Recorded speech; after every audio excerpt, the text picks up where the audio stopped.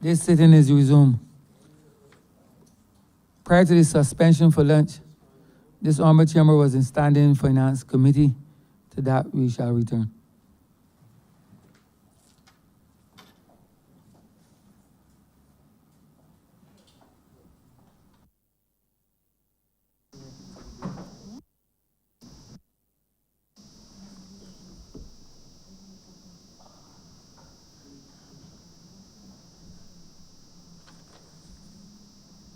Standing Finance Committee resumes.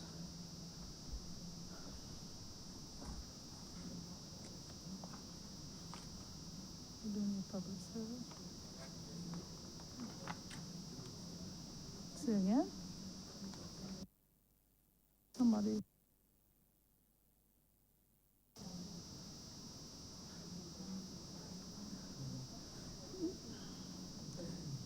Head 13 to be wrapped up.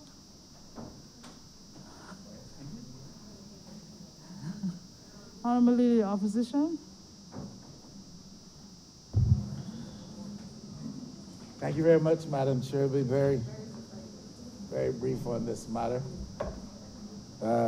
Contributing to the debate focus on Head 13, the amount of $22 million. You know, much of what was said by the Honourable Member for St. Michael Northeast, the Honourable Prime Minister, speaks to where the pain is being experienced in Barbados.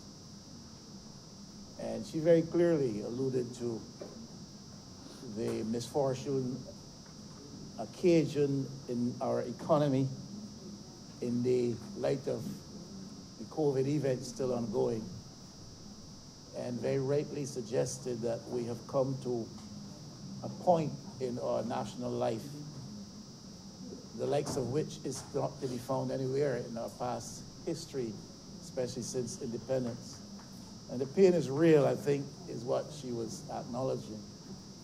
Now, often we hear the boast by government that economy is doing well, country is in good hands. We hear similar phrases being touted by international institutions, particularly so the International Monetary Fund. Barbados is meeting all of its targets, the economy is on the right track and all of that. And we boast that the debt to GDP ratio is coming down, well, until recently. Foreign reserves are up and all of that. And these are boasts that we hear made frequently and from or by various voices. And I'm not here necessarily at this moment to debate that reality, but to point to the other reality, which often perhaps is overlooked or not too closely examined, and that is the pain on the ground that constitutes the reality for multiple thousands of individuals across Barbados, and thousands of homes across this country. The single mothers, men who have lost their jobs in the light of the COVID experience, households with nobody employed at the moment. All of that is where the reality exists. And any member of parliament who is available to his or her constituents knows very well of that reality, because we're faced with it when the demands are brought squarely before our attention. And we have to find a means of responding to that. And I commend government for the responses which have been made thus far. And the monies being requested, as outlined before us, represents another attempt to further address those particular situations existent out there. So I am not here to quarrel with the money to be spent in addressing the plight of the poor and the unfortunate in Barbados, just to highlight again that when we talk of reserves, we talk of debt ratios and meeting fiscal targets, we are never to lose sight of the reality that people live, if you call it living in these circumstances, every day in Barbados, where the situation is one of painful misery. And we can't avoid being moved by that. So we support the need for help at the level of the state to provide for the assistance to these households and these individuals and these families. It would have been good if we could have been given some details, more specifically so as to the numbers of people being reached, especially in relation to where they are located. And I don't like to politicize these things because suffering is suffering, pain is pain. And it is humanity that is the subject of all of that. And I think if we're well-meaning people, we want to address the needs of humanity. But it would be good if we could have had some details as to where the monies thus far have been spent with respect to households and families. Speaking with reference to geography, you can look at that in the context of various parishes. You can look at it in an urban to rural context, or you can look at it in a constituency context. But it would be good if we could have the kind of reports to the Parliament when we vote for these kinds of sums that would suggest to us clearly here, the need exists here, need exists there, this money has been expended here, this money has been expended. So we're satisfied that we're seeing a fair attempt fairly to address the problem and to meet the needs, and that we're not having such criteria used as to make it very selective and perhaps some people be treated in a preferential manner as opposed to others. So I want to join with the Honorable Prime Minister, Member St. Michael Northeast, and the Honorable Member for St. Thomas as well, in expressing appreciation, especially on behalf of the people of St. Michael West, because we have been included in some of these efforts. And that's appreciation to the charitable organizations, particularly so in our case, the Sandy Lane Charitable Trust. I think they've done a commendable job, and one wonders what would have been the plight of many were it not for their contribution. And I know that daily we are bombarded with calls, people seeking help because they're aware that this program has been used to try to address the problem of some, and all can't be helped, and none can be helped to the extent that they need the help. But they've done a commendable job, and we've tried to be fair and impartial in our use of the resources that trust has put at our disposal. I did hear a statement recently from them that they're coming to the end of the program, and I wonder whether we go from there with respect to those who've become dependent upon that type of assistance. And I hope that perhaps I misheard, or perhaps there would be some reconsideration, or perhaps that further they can find some new injection of funds that the program could be sustained at least for a while longer. But we are very appreciative of the help that they administered, and I want to publicly go on record on behalf of people of St. Michael West in expressing that appreciation for the assistance that has come through the Sandy Lane Charitable Trust. Some of this money goes to the Rural Development Commission, Urban Development Commission.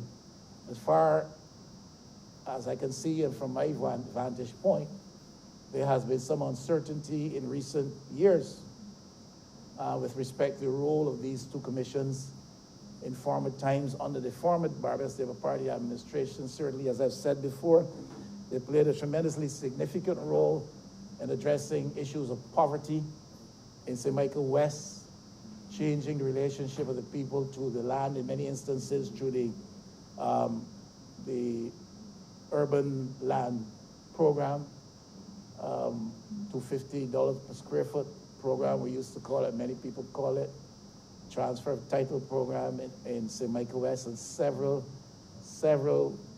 individuals were able to benefit from that program.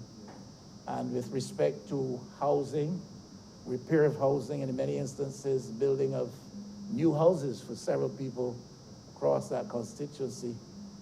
But in subsequent times, the role of those two commissions has fallen into the realm of uncertainty from my vantage point. And even with the change of administration, I do not know that we've had any greater clarity with respect to specifically where they're and how they're focused these days in terms of the efforts. So I think we need to ask for clarity on that. Not even too sure where the responsibility now lies. I think it might be in the office of the Prime Minister for these two commissions.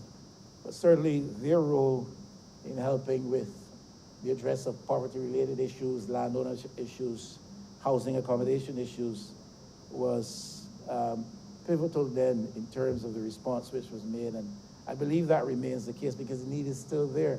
We need clarity, therefore, on their roles.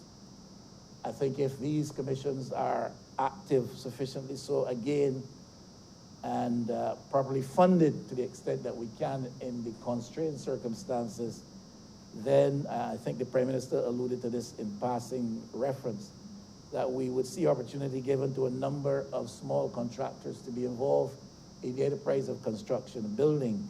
And we need to have this kind of economic activity going so that these small businesses can have a measure of success, but that these small businesses themselves can become units for employment, because we are really looking down the barrel with respect to unemployment in Barbados these days. And if we're to keep economic activity going in the absence of the input from tourism and tourism-related activities, then if we talk about capital works and we talk about construction, we cannot leave out the small construction enterprises. We've got to be able to assist them. So I hope that we can get urban and rural up to speed such that many small contractors benefit and others can find employment through those entities. So I'm supportive of the money. I'm supportive of the money, man. Thank you. Thank you. Honourable Member for St. James South. Thank you very much, Chair. And I rise to express my own thanks for the tremendous work that has been done between the Ministry of Finance and the private sector charities in providing for needy families in our community. I too am deeply grateful for what has happened in the constituency of St. James South. And I have to express that what I saw during COVID, people rising up together to do that traditional Barbadian thing of sharing and sharing alike. I really want to sincerely applaud citizens, clubs, groups, churches who've worked diligently to try to help us deal with a situation where so many of our people are not working. And in St. James South in particular, a number of our people worked with the hotels. So therefore there were a large number of families that were without work and without means. And therefore it was a lifeline to many young women with children, to many young men with kids who needed to have some means of being able to feed their families and feed their children. And therefore the supplementary that is going to be able to continue the program of the $600 for families is going to be indeed welcome. It has not been an easy journey, because it's trying to make sure that you find the people who are genuinely in need, ensuring that they get what they need, has been a challenge both for the government institutions and for MPs as well. And as was mentioned by other speakers, one of the things that was very painful to me was to find that in the midst of a COVID experience such as this, where everybody is at risk, even the very food that we need to put in our mouths, even the very shelter over our heads being at risk, that there were some families who were unable to pull together because of discord and disharmony. And therefore, COVID exposed a number of fissures in our social fabric, in our value system, that tested who we are as a people. I myself find it challenging to imagine I could be in a home with brothers and sisters and someone gives me something and I, because of discord, would not share it with a sister's children. That to me was really challenging. And it made me realize that one of the things that we have to repair, beside the issue of jobs, is to repair the value system of Barbadians. To help Barbadians understand that a strong nation does not occur without strong families. And strong families have to embrace values of caring, values of sharing. They have to embrace values of forgiveness.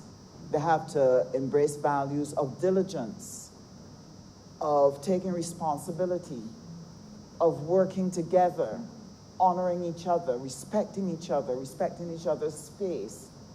And therefore, this is one of the areas that I feel we have to pay some attention to, because for our families to succeed, emerging from this COVID experience, it is going to take the strength of the value system of that family to help it to pull together at a time such as this.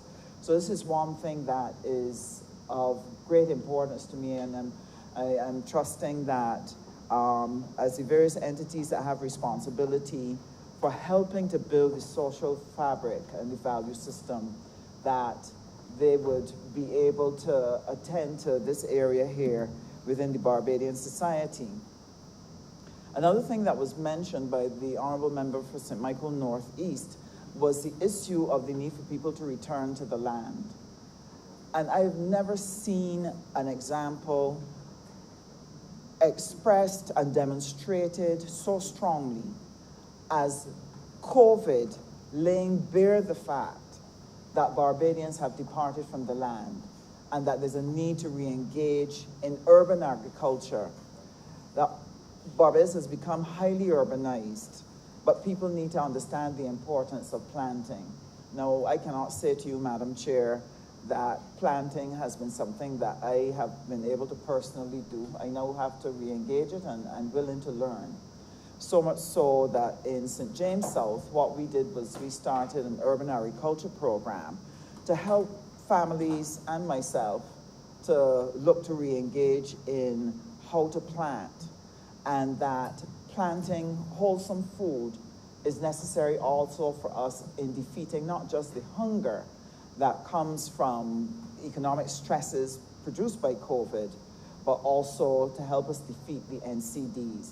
And therefore, I particularly want to rise and thank the Rotary Club South for the tremendous work they did during COVID, because along with the giving of hampers to families in Christchurch and other parishes, they also went out of their way to start the Owen Arthur Agro Kids agricultural project at 4 schools as a pilot with a view to looking at how it could be done in other schools. And I sincerely want to thank them, because unless we expose our children from early to growing things and understanding the importance of wholesome food, the only way sometimes to get a child to eat vegetables is if they grow them. As a matter of fact, the head teacher at the school in my constituency, West Terrace, when they first started the agricultural project, they said that the kids got so excited that they even ate okras raw. Yes, and they enjoyed it. And therefore, using this methodology to re-engage a new generation of Barbadians to begin to appreciate wholesome food in the way that our foreparents did. They ate wholesome food. I grew up with my grandmother making breadfruit and cassava and those basic things a central part of the diet for her family. It was only our generation that departed and ate a lot of processed foods, and look at the result now. So if COVID can help us to regain our footing in grabbing a hold of wholesome food, I believe that that is a positive thing that can come from our COVID experience. And along with the Rotary Club South, I also want to thank the Ministry of Agriculture, because as we've reached out in our constituency to help people to re-engage agricultural projects to grow stuff, it was amazing that there were a number of young people in my constituency who've grown up in an urban part of Barbados, but who really want to do agriculture. And the Ministry of Agriculture was very, very helpful, their technical officers, in having meetings, and we will continue to have more to assist them to get started.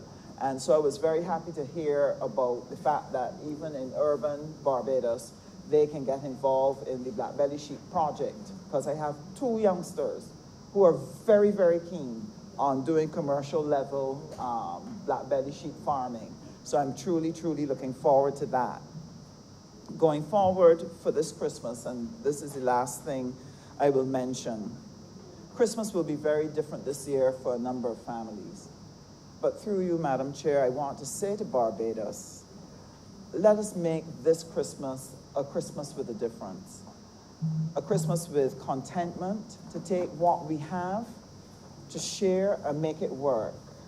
Not to regret all the things that we would normally have been able to do, but because we are in a COVID period, that we make the necessary mental and emotional adjustments.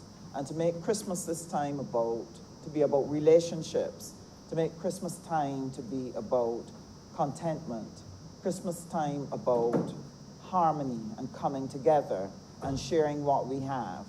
And on behalf of St. James South, I want to thank all of those entities, all of those charities who've gone out of their way to give of their substance to help us during this time, and the assistance that they're seeking to render us at Christmas time for the benefit of our families.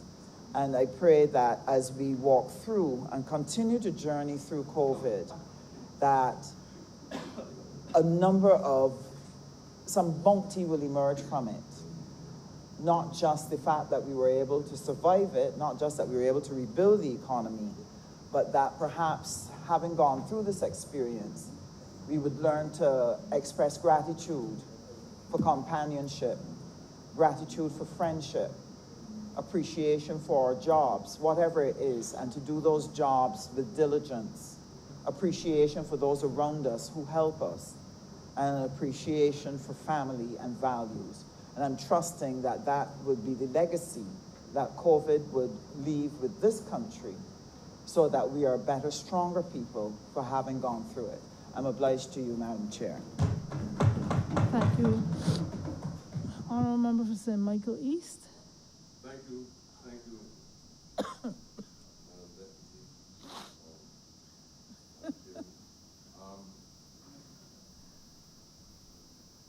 Oh, okay, sorry.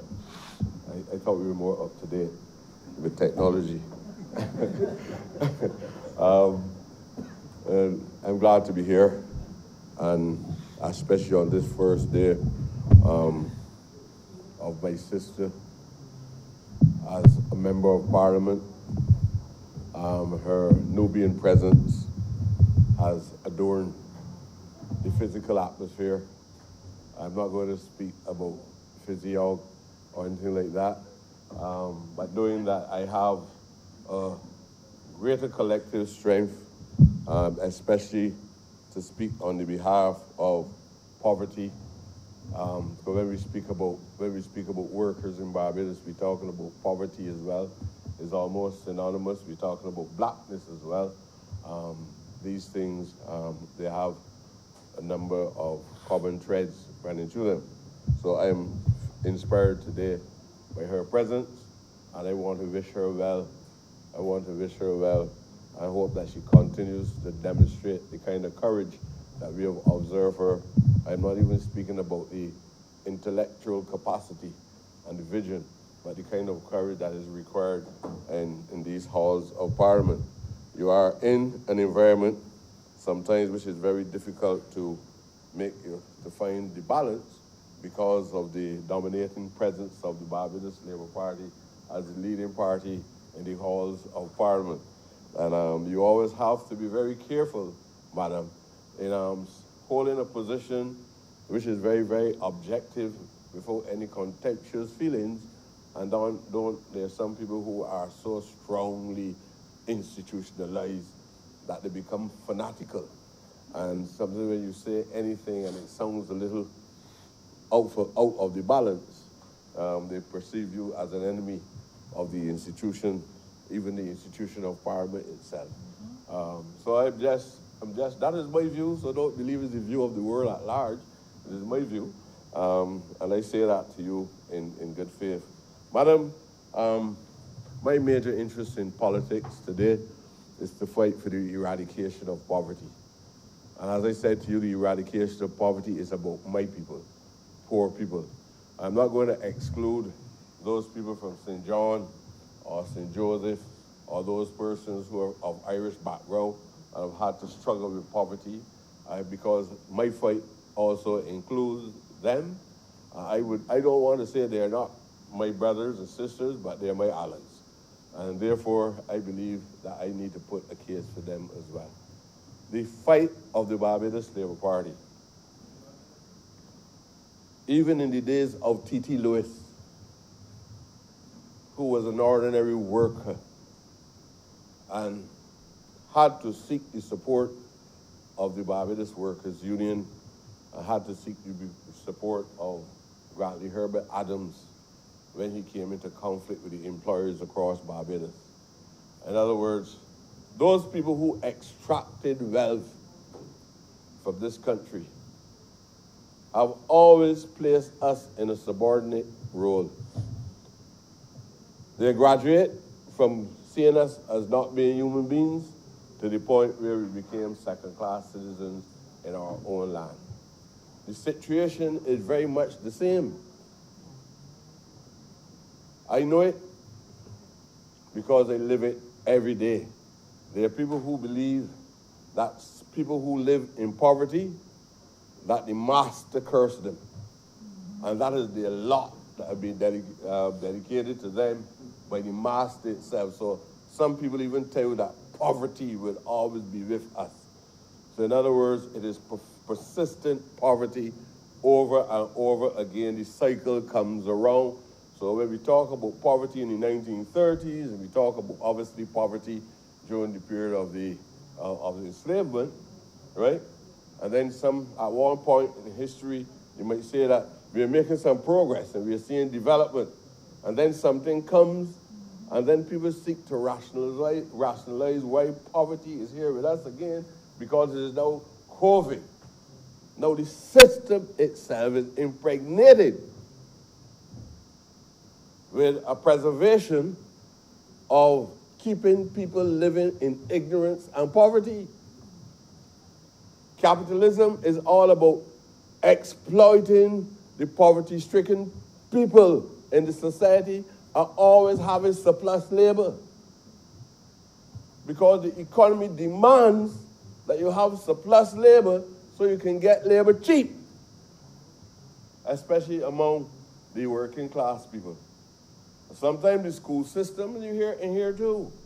In the school system, they already divided the masses in a form of social stratification, that they know at the bottom of the social and economic ladder, there's a broad base in the pyramid that holds a whole set of unskilled people, or people whose skills are no longer of any validity.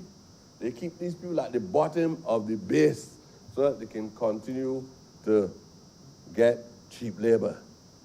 And therefore, even in thinking about having the presence of a Barbados Workers' Union leader in this parliament, having a responsibility, not just to the party itself, but having a responsibility to this struggle, this fight of labor at this very point in history is an imperative.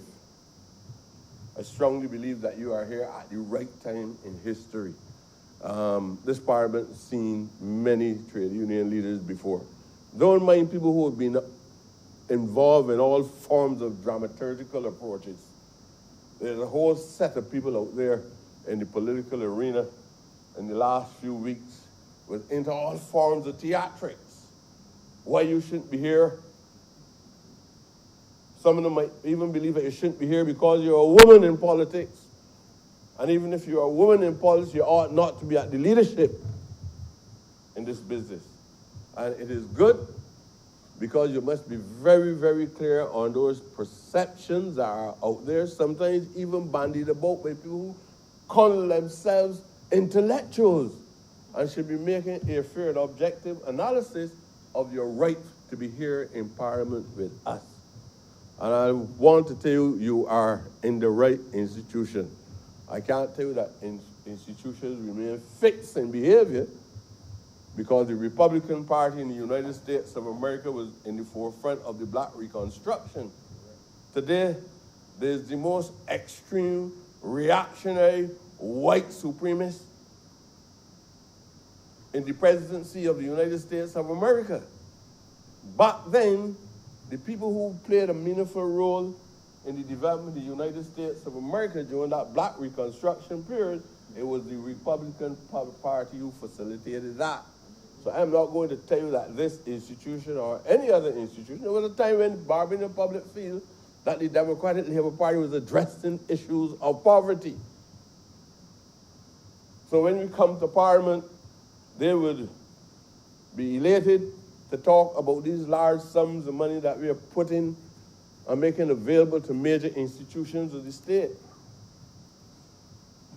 The Barbados Labour Party itself was formed out of circumstances that derived from out of poverty, that created the conflict between labor and capital, that the white aristocracy who dominated in those times, and the ordinary working class people had to face off into conflict in the 1930s and gave rise to both institutions, the BLP and the DLP.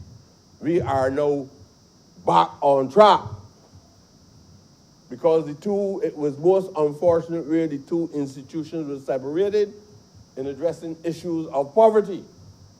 And I would expect that as we go forward, we should be back on track, back on the correct trajectory that is so necessary at this specific time, fighting not only against local capital abuse and exploitation, but also international capital abuse and exploitation itself.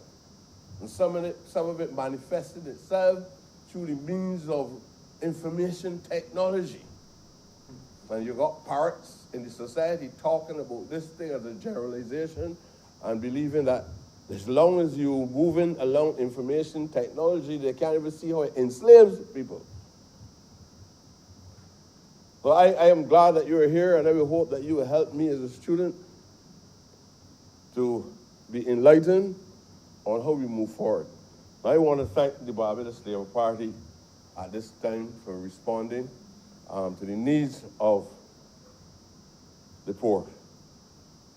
Poverty eradication is still the theme. It does not get old.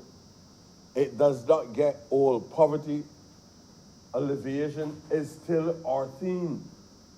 We were not saying it in the 40s, we were not saying it in the 50s, but the concept, the theme of poverty eradication came up in the 1990s underneath the Right Honorable, the late Right Honorable Owen Seymour Arthur.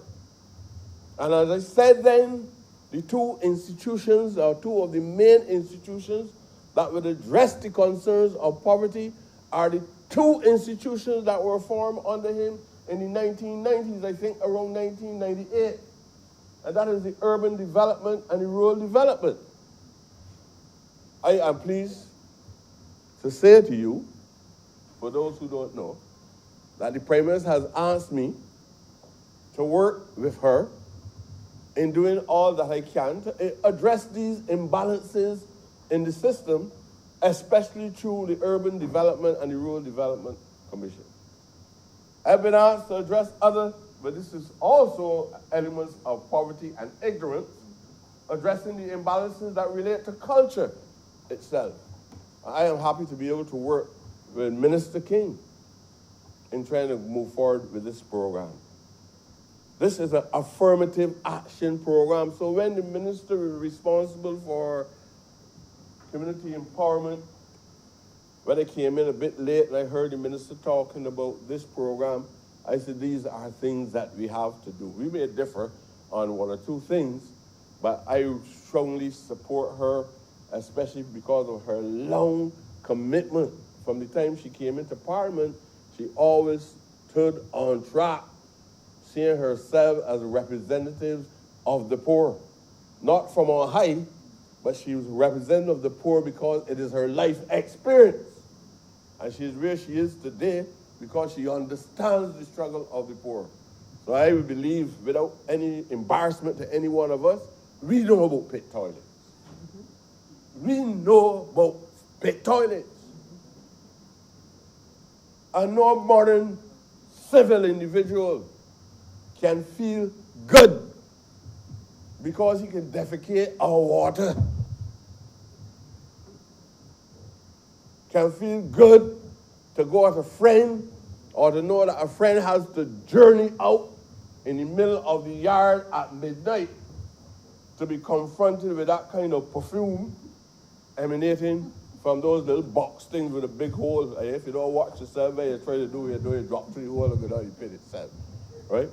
So if a government talking about representing people and understand the social problems that we face as poor people, well, obviously the eradication of pit toilets must be very high on the agenda. I only got 2 minutes. We're talking. All right? Oh, you upset me, man. The reality is that we have serious problems, and I am happy. Look, I got to be jumping all over the place with these limitations and so on. I hope that one day we will be able to give us a little more flexibility, at least to speak on important subject matters, because it is not supposed to be done as a ritual. That's 30 seconds already. Oh, go ahead. And the reality is, ma'am, is that I would like a lot of credit to be given to a lot of ordinary working class groups on the ground. And I want to thank the government for these few millions of dollars. I think they say it's about a little over 10 million. It's about that. And but the NGOs movements. And when I'm talking about NGO movements, I want to talk it straight. I'm not talking about people who only can give to organizations. Poor people, NGOs, contribute in a very meaningful way to helping us to address this problem of ignorance and poverty and education. And the reality is that we keep praising those persons who are fortunate. I am grateful, at least, that Sandy Lane and some of these institutions is giving back some of what they took. I am glad for that. But I also want to be able to say to you that I am happy for other organizations like the Israel Loving Foundation and Pinelands and the Salvation Army to be able to give service because they don't have money. But these people that accumulate the wealth over the years, I'm not setting Sandy Lane as an example because I cannot damn people who have been helpful to us. But I'm talking about there are certain institutions in this country that extract the wealth from the first day of slavery, still own the lands, still own the businesses, still take the money out of the resources of this country and put it into the expansionist program abroad. And they don't even want to give back a cent. It shows you they had never had any interest in the development of the poor people of this country. Their only interest was continue to exploit and abuse poor black people. Black people! That's all that they did over the years. And it has to change. It is the mission that was assigned to us as a political party.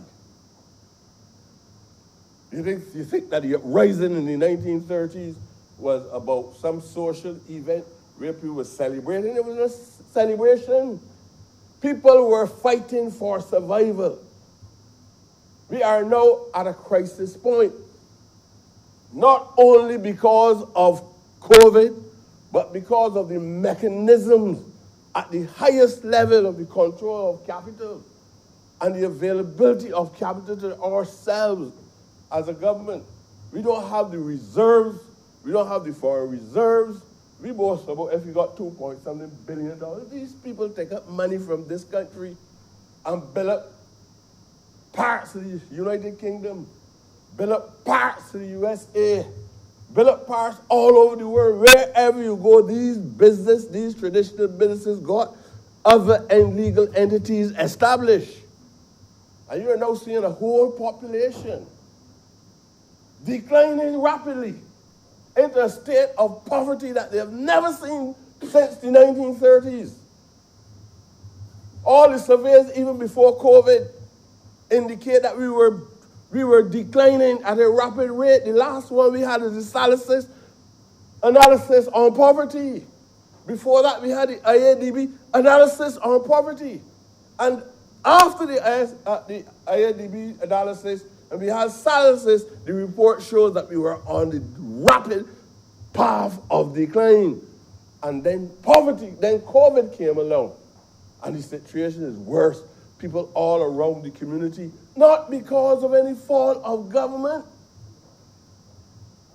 but how you can have people that got this abundance of resources in this country, and probably one or two institutions that know they have been the beneficiaries and being honored by being called philanthropists.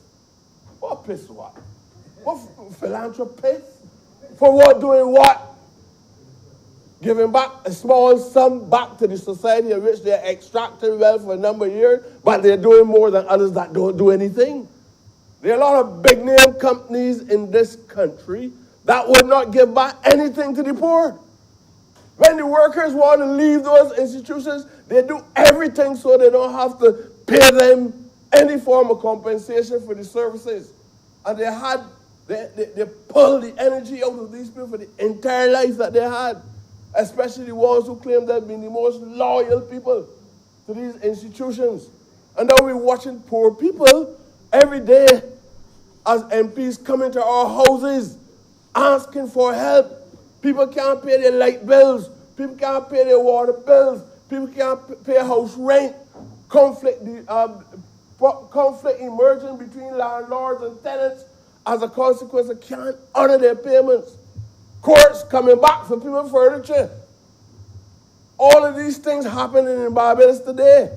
And superficial analysis sometimes make people believe it's the government. The government is the people who hold capital in their hands. Must understand where we are at this moment. And if the government don't do what we are doing as a form of mitigation, the reality that we will see the same thing in 2020 that we saw in 1937. That is all it is. This Honourable government... Member, I'm waiting for your phrase, and in conclusion... Madam Chair, you have been so generous to me. I know. I would love to be able to exploit the generosity, but I understand you have a responsibility. I know we have to play by the rules, and although I might not be able to deliver it as thoroughly as I would like to, I just want to thank you for the opportunity to say in a few words, and hopefully I'll be able to give you chapter 2 at another day. Thank you very much. Thank you very much. Honourable Member for St. Michael South. Thank you very much, Madam Chair. It's always a pleasure to listen to the Honourable Member for St. Michael East and to be inspired to speak on a topic that obviously appeals to me for a number of reasons. I will be very brief, Madam Chair. There are two speeches that I recall that have inspired me when it comes to this particular topic, Madam Chair, in relation to this resolution, really, and our need to help those who are most vulnerable. The first was a speech Owen Arthur gave in the Pine, I think in the late 90s. In that speech, he spoke about his vision and stopping poor people from being poor. And I must say that I cannot recall all that he said, except that being born as a poor child myself, I felt at the end of it that in this Barbados, we could do anything we set our minds to do. The other was a speech the Prime Minister gave. I don't know if it was so much a speech or a pep talk to the Cabinet before Cabinet had started. And she spoke then about the need for us to, as she calls it, complete the circle of enfranchisement. Her vision also for stopping poor people from being poor, but taking Barbados to that other level, given the challenges that a modern Barbados faces. The truth is many of us, or many people, often speak about those who've gone. We speak about Brandy Adams, we speak about Errol Barrow, and while I am forever thankful to these men, these stalwarts, these giants, the truth is that the challenges before us, were we to somehow find a way to resurrect these great men, they would find themselves in completely foreign territory. What the benefit of Barrow and Adams and so on was not what they did necessarily, but the way they thought, the way they viewed the world, the way they viewed Barbados, the way they positioned Barbados. And it's the same thinking that I now see, Madam Chair and the Prime Minister. Her thinking as we try now to challenge a social system that does not necessarily favor small island developing states. And there are new challenges that we must face and new challenges that we must address. I keep hearing over the last few weeks this idea that Barbados is not only an economy, it is a society. And while that is true, there is a point at which that is so simple. And yet a point at which I watch people stagger over it, perhaps because they don't have the intellectual capacity to fully grasp what they're saying.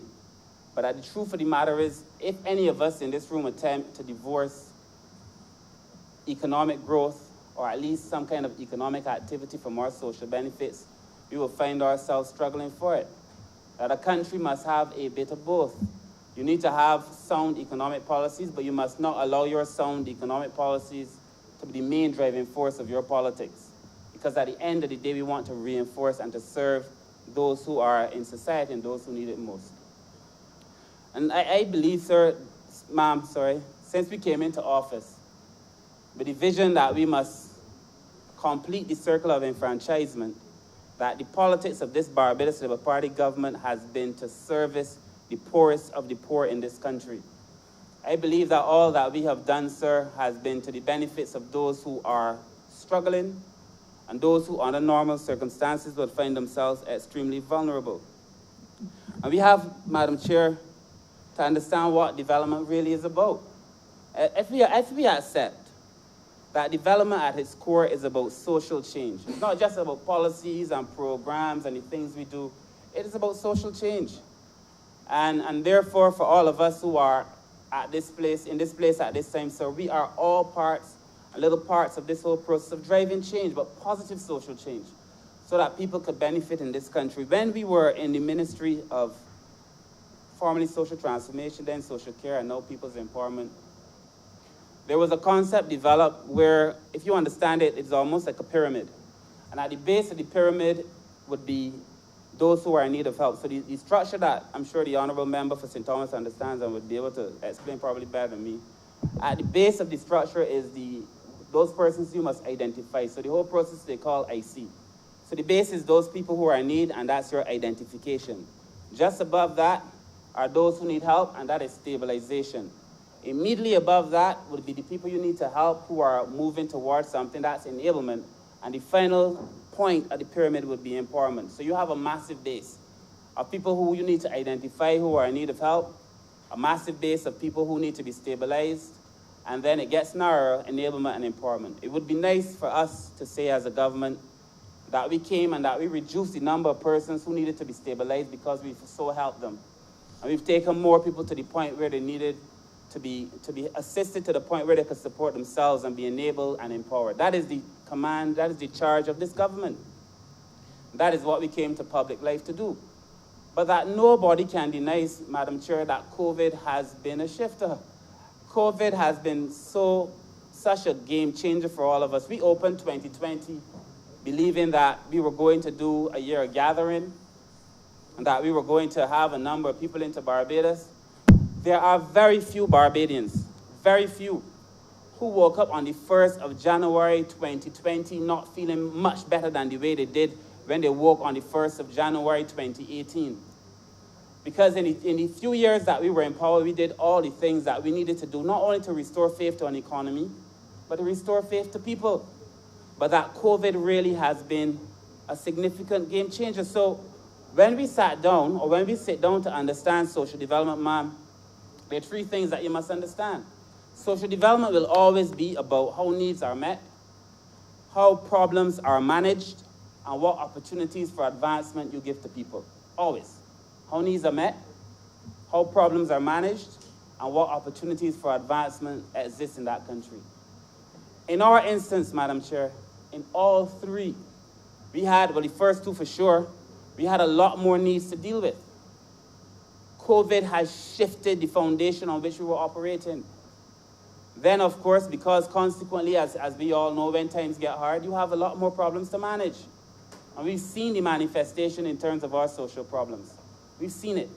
We've also seen, Madam Chair, that a lot of this has also started perhaps from 2005, 2006, if you're being honest. And that we needed to restructure the way we go about handling our business.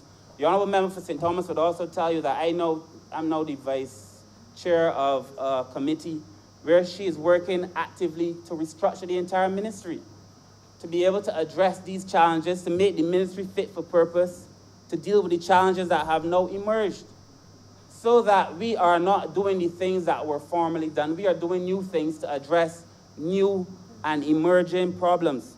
And that at the end of it all, we will be able to say that we created a system that is fit for the times and fit for purpose. I feel, in much the same way as the Honourable Member for St. Michael East feels, that there are those in the private sector perhaps who could do more, who could lend themselves to support the social system more, who could help poor people more. Of course I do. But I want to thank very genuinely those who step forward to help. I want to thank the Sandy Lane Charitable Trust, because the truth is, for myself and for many other members in this place, the support that we got from them, Madam Chair, has allowed us to be able to satisfy the same needs that I spoke about as being very important for social development. I want to thank them from this place because they've done a lot for all of us in this room. I also want to thank the number of people, some people, Madam Chair, dropped by my office as well as other people's offices and donated all kinds of things. If COVID has taught me anything, it is not that we are less people or less human than we were. In fact, the opposite is true. I have seen an expansion in the human capacity during COVID. I have seen people do things for other people during COVID. And COVID, while COVID has been hard on us, it has taught us that we have the resilience to bear, but it has also taught us that we can do much more with the little that we have. And I think, Madam Chair, that I feel better about the way Barbados has responded to COVID than I do about many things. I really do. And it has taught me that over the next few years that perhaps there's some changes and some shifts that we have to make, but that we can continue to do more. So in this particular resolution, Madam Chair, I only asked for a few minutes, but in this particular resolution, Madam Chair, we are offering for the Household Survivor Program an additional $10 million. $10 million. The Honourable Member for St. James Central, when he spoke recently at a meeting, he explained that across the Caribbean, $10 million was more than the total sum of all of their social contributions during COVID. But this is only one, and this is in addition to. So the government of Barbados has committed its financial resources to resolving this challenge in a way that other governments in the Caribbean could not do or did not do. That's the first thing. We've also put $5 million toward urban and 7.5 toward rural to tackle the pit toilet situation. I know what it is to use a pit toilet as a child. I know what it is to use one when I visited my sister in my early 20s, because she still had one. And there is no shame in having a pit toilet, but that a country that has progressed must progress for all of its citizens. A country that has developed must develop for all of its citizens. Or what you have, Madam Chair, instead of having proper social development, what you have is what is referred to as distorted development. And when you have a situation of distorted development, it is necessary for you as a government to put in place policies and programs to lead effectively to the kind of change that you want and address these things. So that is why you are seeing us doing what we are doing, to be able to address what would necessarily be distorted development. And I am very pleased, I must tell you, to be able to say to my constituents that this government has put in place the funds, put the money where their mouth is, to be able to tackle pit toilets in this country. Because people were talking about it for a long time. Madam Chair.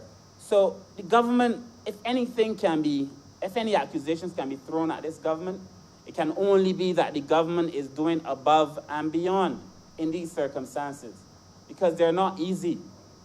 It is not easy to be able to address a situation such as COVID. international, big, large countries are struggling with it. You know, I would close, Madam Chair, on the point of a friend of mine messaged me earlier while we were having lunch about her interest on her mortgage, on a loan. And that when she's been paying this loan, she went to the bank thinking, oh, that she's at a position where, having paid for so long, that her, you know, what she owes has come down. But that her payments, having made every single payment, if you calculate, she should be at almost about half. But when she considers what she still owes, it is almost as if all of the money has gone to the interest, and the principal still is there. And there's a conversation that I feel that we now have to have with banks in this country, to the extent that we have people who go before these institutions who are in need of assistance, and that when the financial, you know, you're saying because you really need it, but you barely have the wherewithal to be able to survive. And that you pay and you pay and you pay, and then you end up owing almost as much, sometimes you end up owing more than you borrowed after you've paid. These things, Madam Chair, we have as a government, Madam Chair, to be able to protect the poorest of the poor in this country. And I understand that's the way the banks work, but I also understand that we have a duty to be able to help people, because the moment that you move from one category to the next, you then find yourself so exposed. You get a little job as a clerical officer, you got to pay for every single thing under the sun, and then eventually, you're finding yourself still struggling as if you never made it. So I want to close by commending the Honorable Prime Minister and the Honorable Minister responsible for people's empowerment for the work that has been done in the social sector. I understand that even in this country, we would have limits to our capacity to be able to respond in terms of our physical resources, of course, but that our mental resources remain in abundance. Our mental resources remain in abundance. It would be an injustice in this country to feel that we cannot call upon every single man and woman in this country to be able to help us develop Barbados. It would be an injustice for us to feel that what we did yesterday in removing Nelson from the heart of our city does not speak volumes to the young boys and young girls in this country. It would be an injustice if all of us in this room do not feel that we have a responsibility, Madam Chair, to contribute something to uplift other people. I am very proud and happy to be a member of this Barbados Labour Party.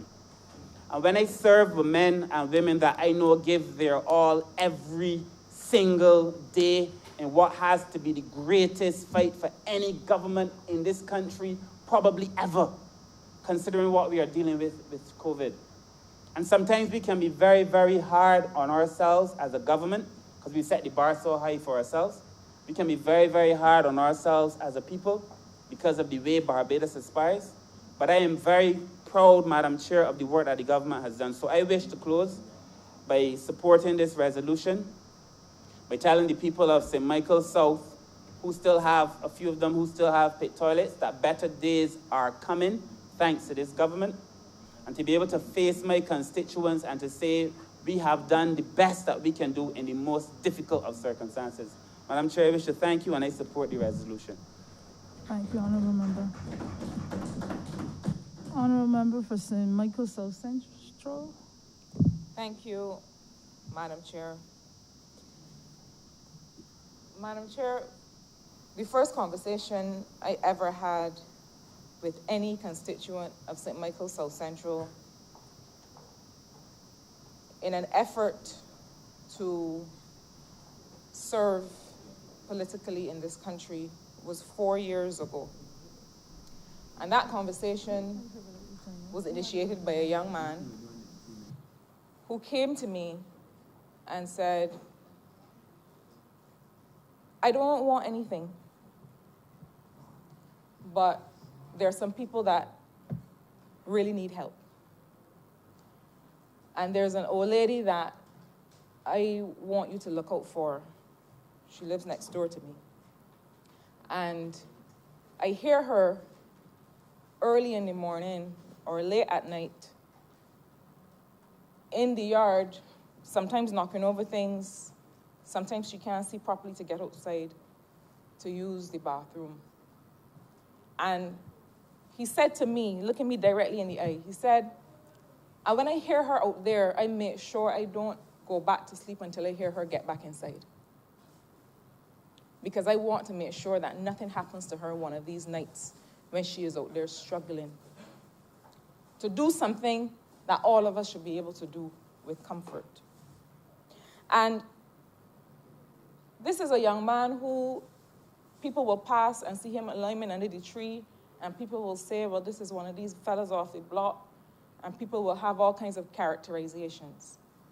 But I've never forgotten him, and I've never forgotten the conversation, because it represents to me something that the Honorable Member for St. Michael South just spoke to, which is about the heart of Barbadian people, which is about the fact that in an environment where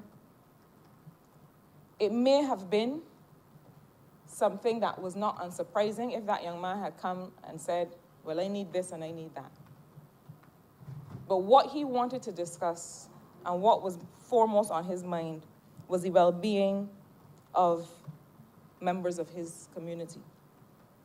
And that conversation is one of the things that drives me in my work in the constituency, that drives me in my work in this honorable chamber, and in the ministry of which I am a part. My brother, the Honorable Member for St. Michael East, spoke about poverty alleviation. And I understand the struggle. The struggle is important. But the truth is that that's not even language that I use any longer. Because when you talk about poverty alleviation, you're talking only about the absence of poverty. You're talking about helping a little bit to make sure that these people are no longer at the bottom.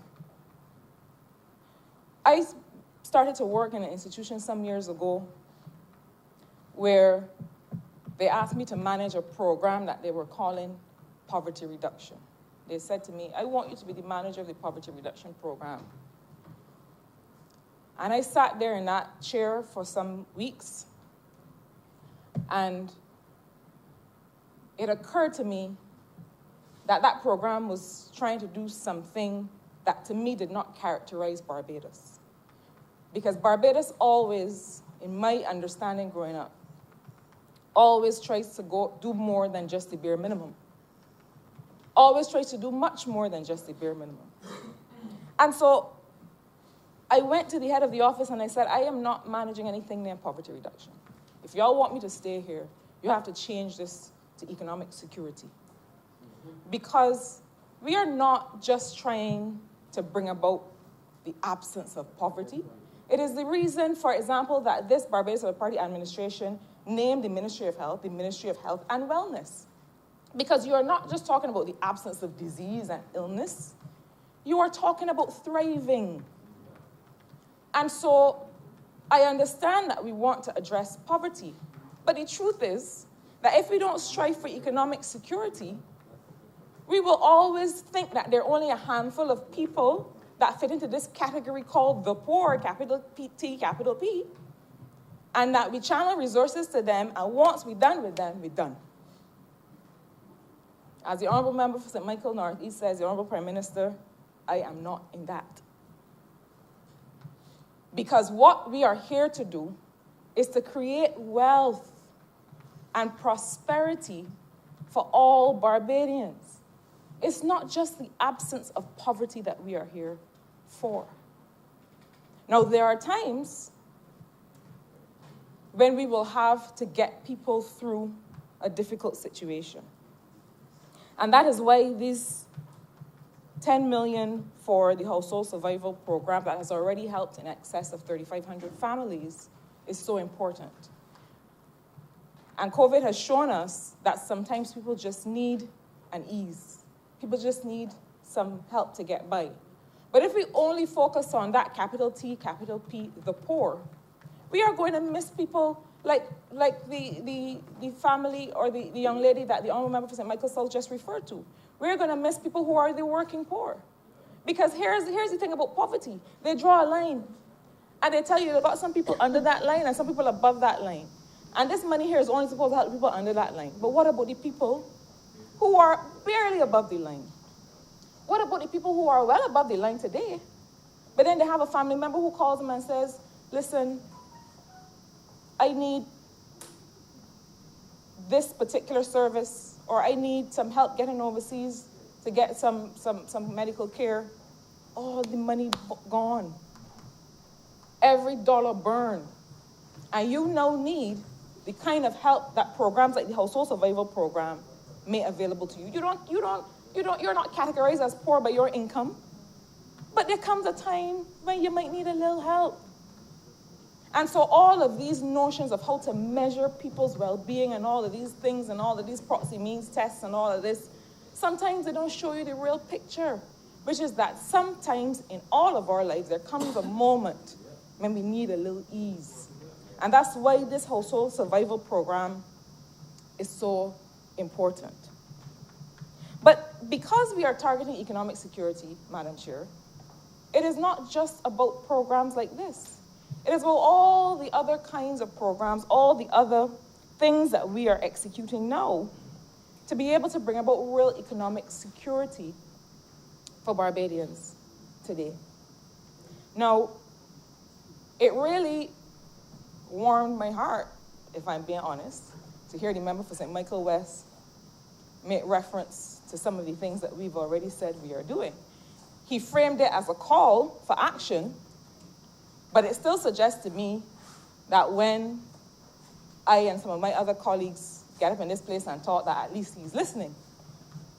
Because he suggested that the Urban Development Commission and the Rural Development Commission need to be engaged to be able to provide opportunities for small contractors in the work that they're doing, which is precisely what we have stood on this floor and explained time and time again in terms of the way in which not just the Urban Development Commission is working, but the way in which we're approaching investment in this country.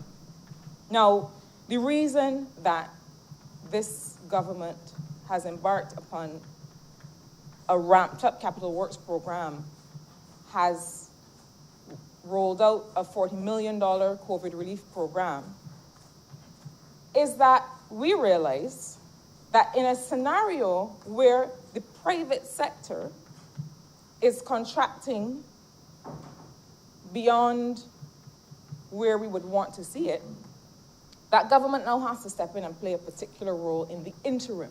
While we continue to try to stimulate private investment, but we have to make sure that people are getting by and getting through.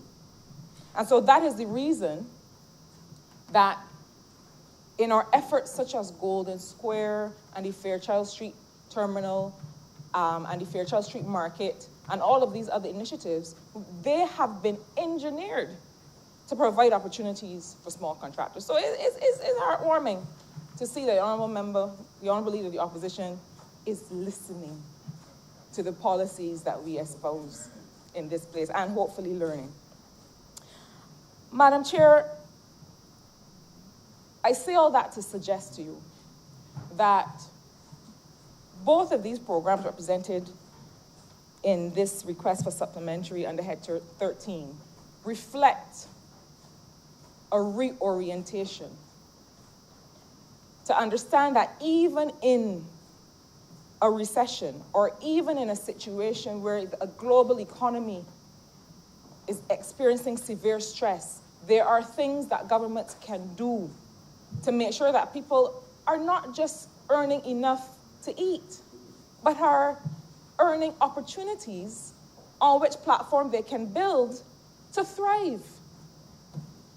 You see, the Barbados where I was born and where I grew up is a place where we are setting global examples of how even in a pandemic, you can establish the kinds of policies where you're not only making sure that people can eat today, but you're making sure that they can acquire the kinds of experience, work experience, that they can create a record of work, an employment history, and work and live tomorrow. Madam Chair, the fact that our BEST program is looking at the re-engagement and has been able to realize the re-engagement of workers The fact that it is a program that sees the investment in 80% of salary, where workers are being re-engaged, not necessarily to work in the tourism sector where they traditionally worked, because we still have not seen the return of visitors to the levels that we expect to see sometime from now. But to make sure that they can be re-engaged, earn a salary, to continue to upgrade their skills, to continue to practice whatever is their trade or their craft or their skill, so that once we start to emerge from this, that they remain employable, that they remain engaged. We know that the longer people stay outside the labor market, the harder it is for them to ever work again. And so these are the kinds of things that make sure that we bring about the economic security that must be our target in 2020 and beyond. Madam Chair, in BEST, we've seen over 37 firms re-engaged or engaged, half of which are from hotels and half approximately from direct tourism services. These 37 firms, and this is at the last update, I'm sure today it is many more, cover the re-employment of almost 2,000 workers. And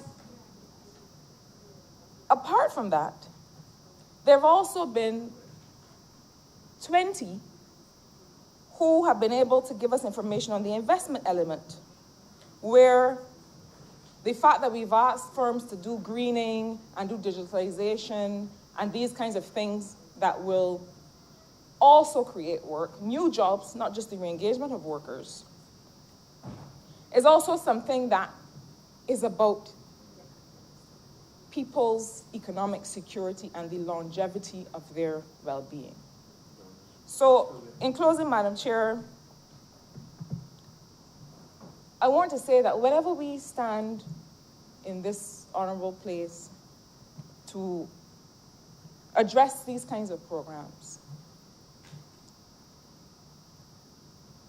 it is as a suite, as a system, as a part of an overall approach to the kind of life, the kind of place we want to create for all Barbadians and those who live here. And as the Honourable Member for St. Michael South said before me, I don't want us to separate what happened at Hero Square last evening from these conversations that we have in this chamber. They cannot be separated. Because when we talk about real emancipation, we are talking about emancipation of people's choices. We want to create a Barbados where just because you were born in a particular place doesn't mean that you have to have a particular job. And so when young Barbadians can imagine themselves as anything, anybody, anywhere, anytime, that is when we bring about real security of lives, of livelihoods, of promise, of a future and a world led and impacted by people who look like us and people who will not be silenced, will not be kept down in what they have to contribute and what they want to accomplish. These goals and these activities cannot be separated. And so, Madam Chair, with that brief close, I want to beg that head 13 in the amount of 22.5 million stamp part. Beg to second that. Question is that head 13, for all honorable members in favor, please say aye. All those against, please say nay. We think the ayes have it.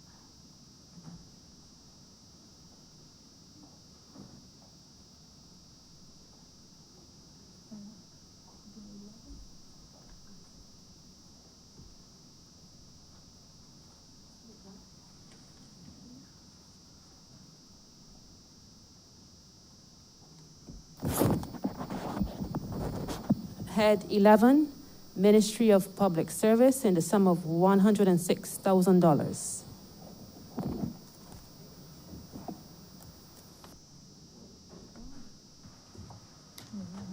Honorable member for Christchurch East Central. Madam Chair, the matter before the committee this afternoon relates to the Ministry of Public Service in terms of being able to ensure that the modernization effort can continue in terms of the critical infrastructure required for officers of that department to operate. You would recognize that obviously in administratively, the Ministry of Public Service as well as the rest of government have been undergoing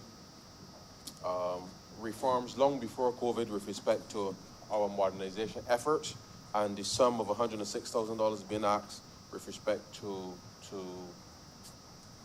this head to be able to provide laptops and other necessary equipment to be able to, the department to be able to work seamlessly and to continue the enhanced IT integration for the government of Barbados. Let me at the outset indicate, Madam Chair, that as we have transitioned from one accounting system to another, from in terms of SmartStream up to Cloud Suite, which has seen some challenges.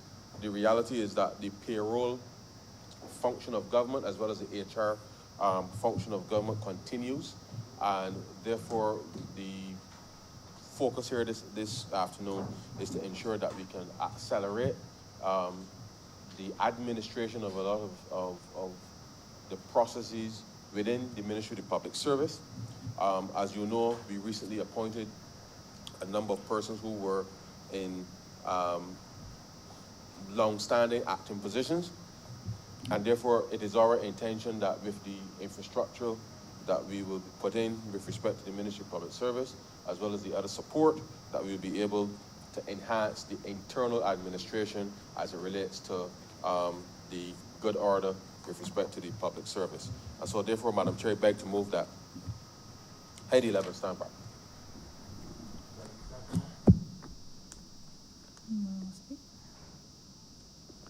Question is that Head 11 stand par. All honorable members in favor, please say aye. All those against, please say nay. Methinks the ayes have it. No, 11, we did 13 already. Yeah. Head 27, Ministry of Tourism and International Transport.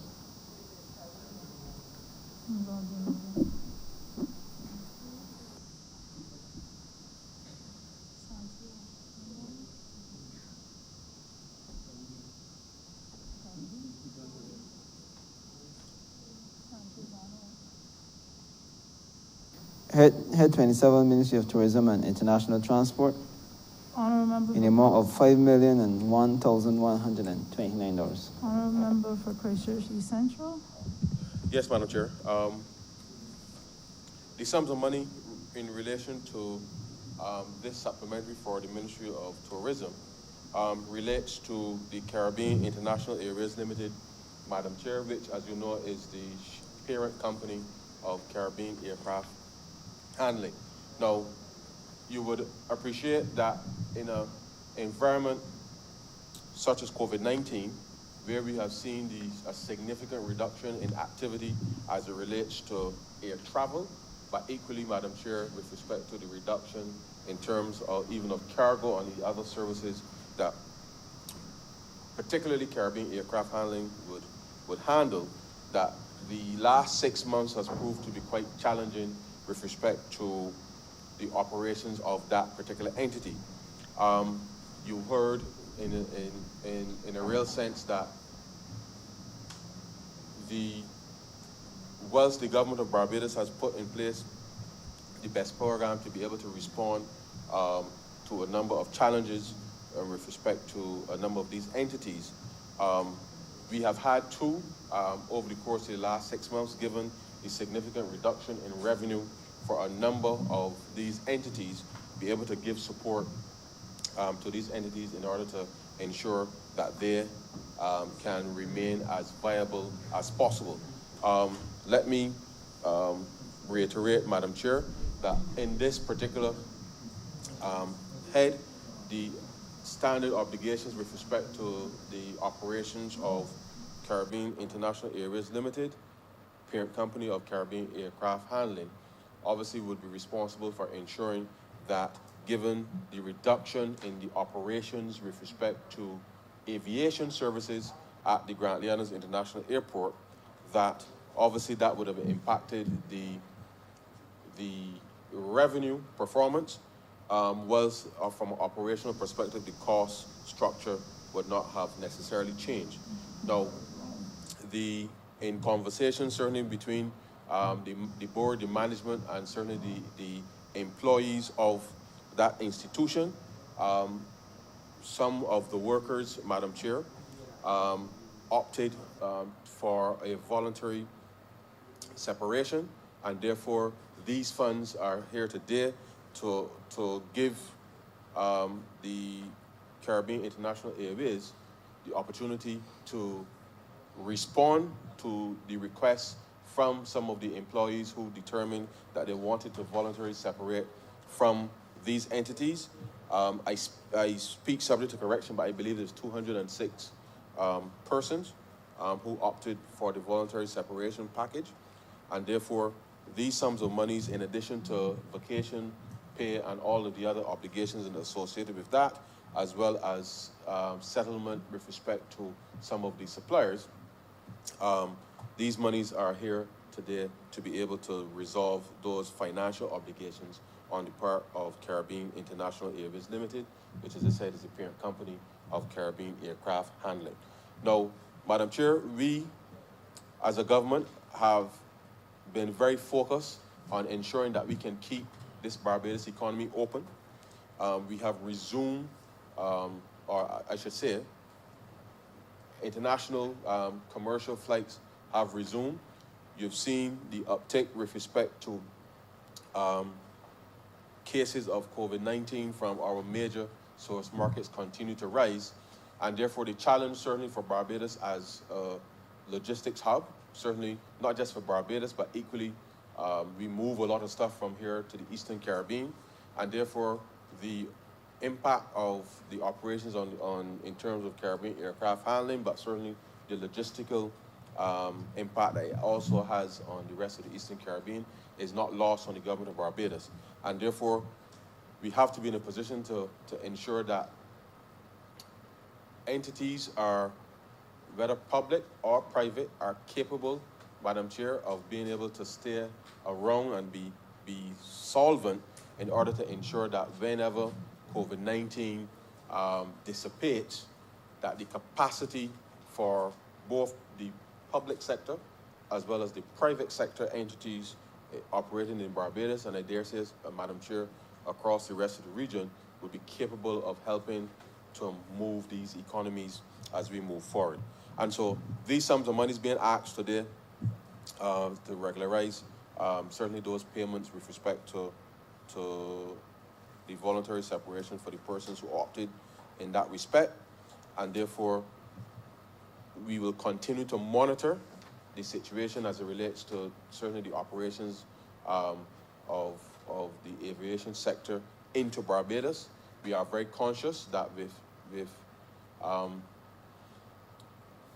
the trajectory as it stands, certainly across Europe and North America, as it relates to the increasing COVID-19 cases on a daily basis, presents a challenge certainly going forward, but we will continue to work with all of the governments involved, current and those to come, to ensure that the relevant protocols will be put in place for us to be able to manage travel safely, such that we can get back to normal as soon as possible.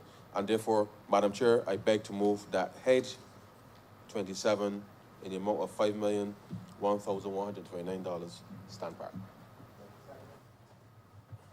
Question is that Head 27 stand par. All honorable members in favor, please say aye. All those against, please say nay. You were slow.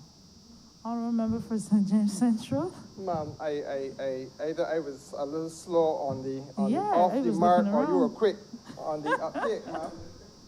But I am grateful to you for acknowledging me, and I feel constrained, ma'am, to say a few words on this matter, and therefore I'm grateful to you for your indulgence. Ma'am, if I could perhaps be a little bit more fulsome than my honorable friend who just took his seat. I think that there's a very important story that needs to be told on this matter, and I take the opportunity to do so now. It is important, ma'am, for us to understand and appreciate that Caribbean Aircraft Handling is really a subsidiary of Caribbean International Airways Limited, which was created under the Companies Act in 1970. And Caribbean International Airways Limited, though it carries the title that would lead you to believe that this was a major airline, it didn't fly anywhere. And ma'am, it really has been in the business of duty-free services, etc., under contract at the Grantley Adams International Airport. I think the most interesting part of the story, however, is that the Caribbean International Airways would derive its revenue from the management fee it has with the subsidiary that it owns, which is Caribbean Aircraft Handling Limited. And that is the entity that attracts our attention today. Now, Caribbean Aircraft Handling Limited, ma'am, earns its keep through a variety of services, some of which are meet and greet services at the airport.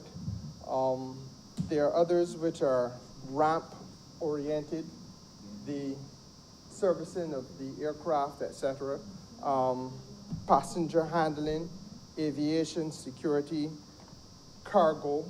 And in fact, ma'am, in an era where we are often very quick to lambaste and to be less than complimentary about the role that state-owned enterprises play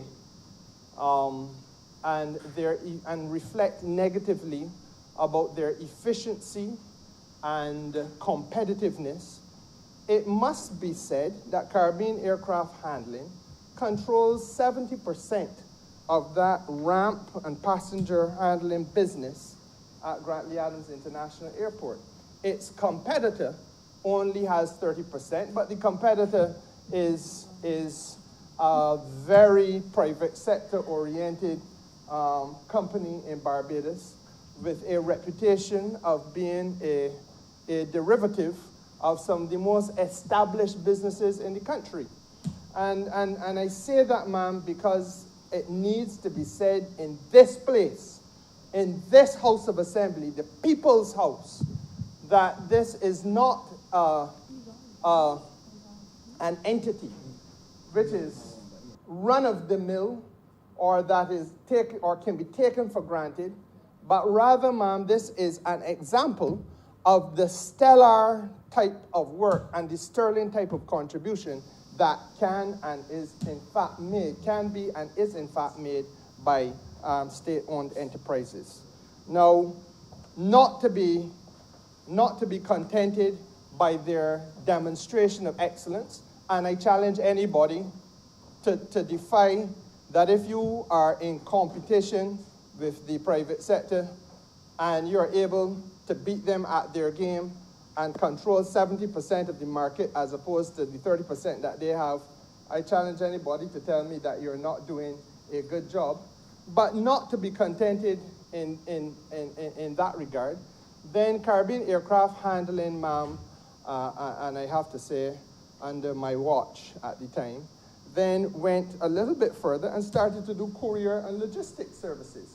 So they developed yet another revenue stream, and again demonstrated a nimbleness and a capacity to adjust in these difficult, those were pre-COVID times, in this difficult market to the requirements of being visionary and competitiveness in an effort to ensure one's success. Now, Caribbean Aircraft Handling, ma'am, services several clients. American Airlines, Air Canada, JetBlue, Virgin Atlantic, Copa Airlines, Liat, to name but a few. And again, it is very indicative of the contribution that they're making, that some of the largest of the international airlines that were servicing Barbados, and some, to some extent, still continue to serve Barbados, were doing so through the handling of Caribbean Aircraft Handling, which, as I said, handles 70% of the scheduled ground and handling business in the country. Now, ma'am, the challenge of COVID pandemic is obviously a major one. This virus, which is invisible to the naked eye, has humbled mankind the world over. And indeed, in countries where one might least have expected it, it is still to this day threatening to overcome our ability to manage it. One only has to look at today's news and see that 11 straight days of over 10,000 cases of COVID in Chicago in the mighty United States, and there's now a statewide shutdown being imposed in Chicago for the next month. And over 100,000+ new cases in the United States on a daily basis. We saw last week what happened in the United Kingdom, where they too have gone back into shutdown. And, you know, ma'am, I pause at this stage only to make the observation that as you listen again to today's news, you hear the lamentation in the United States of the challenge of getting people who have to do contact tracing to be able to manage the task of contact tracing appropriately. You hear, coming out of the United States, the concern that there is an inadequacy and an uncertainty about testing, and that sometimes a person is tested and they test positive, and then the next day they test negative, and then you test them back again and they're positive, or some variation of that. And you know, ma'am, as I hear these things coming from the Mecca, so-called, and as we're led to believe, I have to reflect on the sterling contribution that was done by the Ministry of Health and under the sterling leadership of our Minister of Health, because these are not stories that you hear in little Barbados, ma'am. And I feel, again, from this place, that we must use these opportunities to remind all of those within the sound of our voice as to the substantial strides that this country is making as we continue to fight this important battle. But above and beyond the health side of it is obviously the economic issue, which is what brings us here.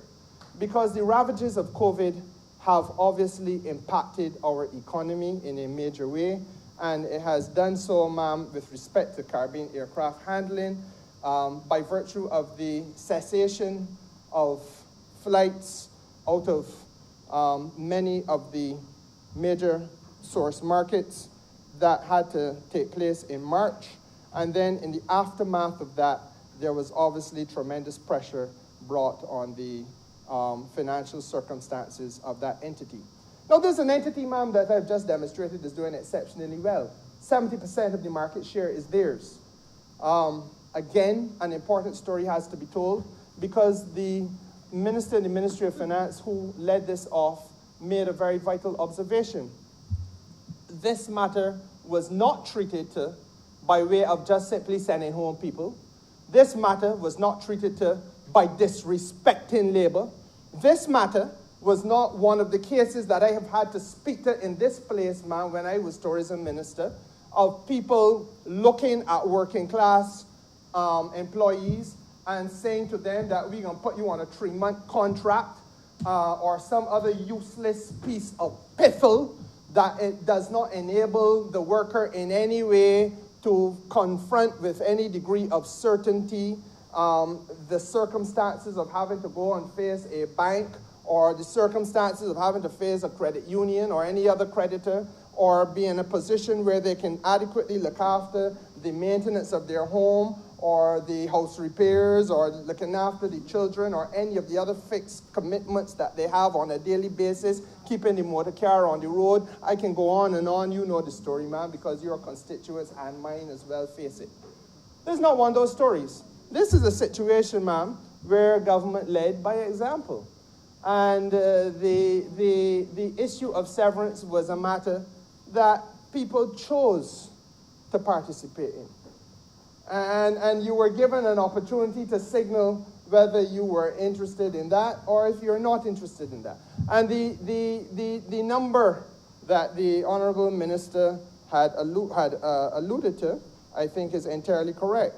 I was trying to see from my note, I believe it is correct to say, ma'am, that the company had a staff complement of 382 persons. And it was agreed that a loan should be sought from the National Insurance Department to assist the company in dealing with the matter of severance. And ma'am, the separation agreement was on a voluntary basis only, so that after the separation applications were accepted, the staff complement today will stand at 176 persons, 206 persons volunteered for or chose to trigger their severance. Now, ma'am, the company's financial position obviously has been compromised, and it has been compromised by circumstances induced by COVID, not by circumstances induced by bad management, not by circumstances created as a result of bad corporate practices or the lethargy or disinterest or incompetence of employees or any of the other things that you would hear say. Because again, there are those out there who saw that entity as a plum. Let me say so here now too, that there are those people, even though they could not compete and could not get anywhere near half the market share that Caribbean Aircraft Handling had, they thought it was appropriate to approach government at many levels of government and say, well, there's a plum that we would like to buy. Why you want to buy it? Were you doing the same business and you can't get anywhere near the performance that Caribbean Aircraft Handling getting? Caribbean Aircraft Handling, I told one of them, should buy you. And I wish we could. I really wish we could. The reason why we couldn't, ma'am, is because the government was really in a situation of financial hardship generally as a result of the 10 years of squandermania that we had to deal with before we came into office. But this is how people start to see the public sector generally. And this is how people, I think, unwittingly and inadvertently trespass into the domain of disrespect of workers in statutory enterprises and in the public sector more generally. Because they feel that because there was a government that characterized itself, and unfortunately by extension, to some extent, the country, as a place of ineptitude, they feel that they got a right, even though they cannot do the business or demonstrate an ability to do the business as well as the public enterprise did, that they have a right to say, my pocket deep, let me get at that because we want that plum. No, ma'am, I can't tell you what's going to happen in the future, but I can tell you that the performance of Caribbean Aircraft Handling has been stellar and commendable.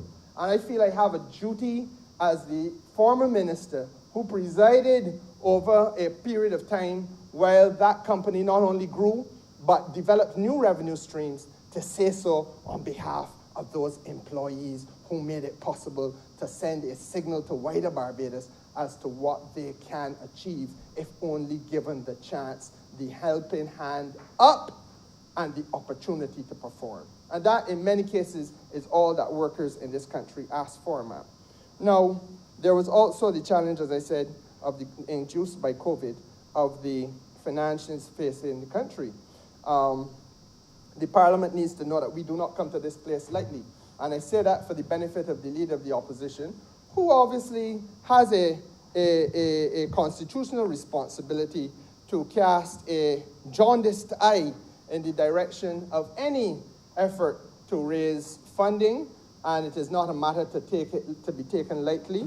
And I think I owe it to him to be able to speak more definitively to some of the challenges financially that the company confronted. Now, when Liat 1974 Limited folded, it owed Caribbean Aircraft Handling some $2.9 million. That's a reality. And again, ma'am, that in the fault of Caribbean Aircraft Handling Limited. You know, for a long time, long before this administration came into office, in fact, the government of Barbados, being a major shareholder in Caribbean, in Liat, had to go out of its way to fight the battle of trying to keep that particular entity afloat.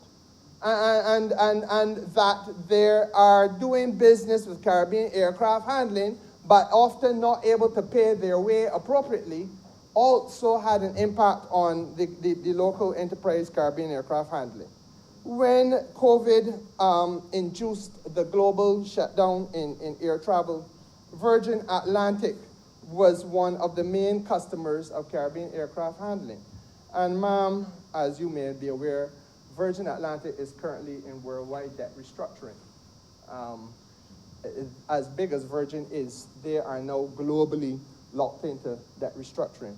And at the point of shutting down, ma'am, they owed Caribbean Aircraft Handling just under $1 million, $800 or 913,000. And the company, as a result of the restructuring process, will stand to lose about 20% of that amount, and then the remainder will be paid over installments over the next 2 years. Not to be left out of that mix was JetBlue. Again, another major partner of Caribbean Aircraft Handling. And it is important also to understand how these things come about, because the airline don't just arrive in Barbados and happen to be engaged by Caribbean Aircraft Handling.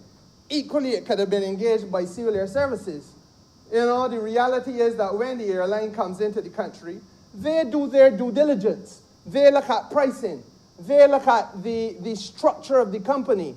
They look at the operational record. They talk to other entities who are doing business with the competitors in Barbados, who are doing the ground handling, who are doing the passenger, the aviation security, who are doing the passenger services, who are doing the ramp operations, who are doing cargo. And they say, who are the people that we want to align ourselves with? And again, it is to the undying credit of Caribbean Aircraft Handling, ma'am, that they were able to persuade the likes of Virgin Atlantic, the likes of JetBlue, the likes of American Airlines to stand on their side of the fence. But when COVID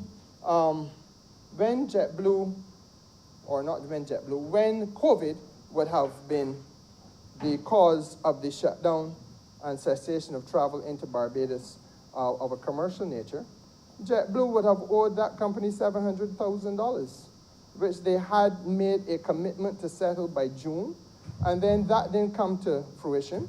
And ma'am, as I am understanding it, because I left the ministry while that was still money owing, and as I'm understanding it, as far down as into the month of September, that was still a bill to be settled. I see your signal, ma'am, giving me only 2 more minutes. I wanted to use this intervention to help the country to understand why we must not look down our noses at our own. I want the people of Barbados to understand, ma'am, that there is no magic wand that says that the private sector, so-called, is pluperfect, and one that says government enterprises are doomed to fail and are inadequate and are incompetent or are lazy or staffed by operatives who don't know what they're doing. Because when we are able, as we can with Caribbean Aircraft Handling, to hold up for the world to see a success story that is born out of public enterprise, looking after labor and the sons and daughters of labor in a way that can make us all proud, being able to hold off the deep-pocketed amongst us who would come to seize it and claim it as their own, even though they can't compete with it, but they won't purchase it. And then, ma'am, we have to tell that story. So if I have, ma'am, trespassed deep into the domain of the time allotted to me, it is because I feel I have a duty to share with you, so you can share with your constituents why they should feel proud about what the government got, and why we should always be very cautious when we hear these capitalists amongst us say, well, we are big businessmen, and therefore, by definition, we are better able to run it for you. Because by definition, that ain't true. And Caribbean Aircraft Handling proved that ain't true. Because they could not beat Caribbean Aircraft Handling at its own game. They fell far behind. They couldn't even get half the market share that Caribbean Aircraft Handling had. And it got a little worse because of me. I plead guilty because I was determined to create a new revenue stream, which we did in logistics and courier services. And it is only COVID that humbug us. Well, I mean, that is beating everybody.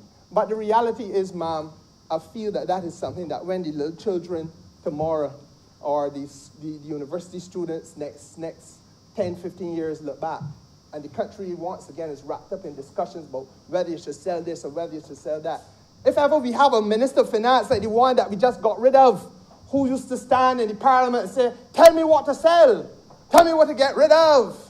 If ever those sad days descend on Barbados again, ma'am, we must always be able to go back to Hansard and remember when a foolish fellow called Kerry said, an honorable member said, you know, there are some things that we have that we manage so well that we beat the private sector. And let us just reflect on that before we sell for a mess of pottage. I thank you, ma'am. Thank you.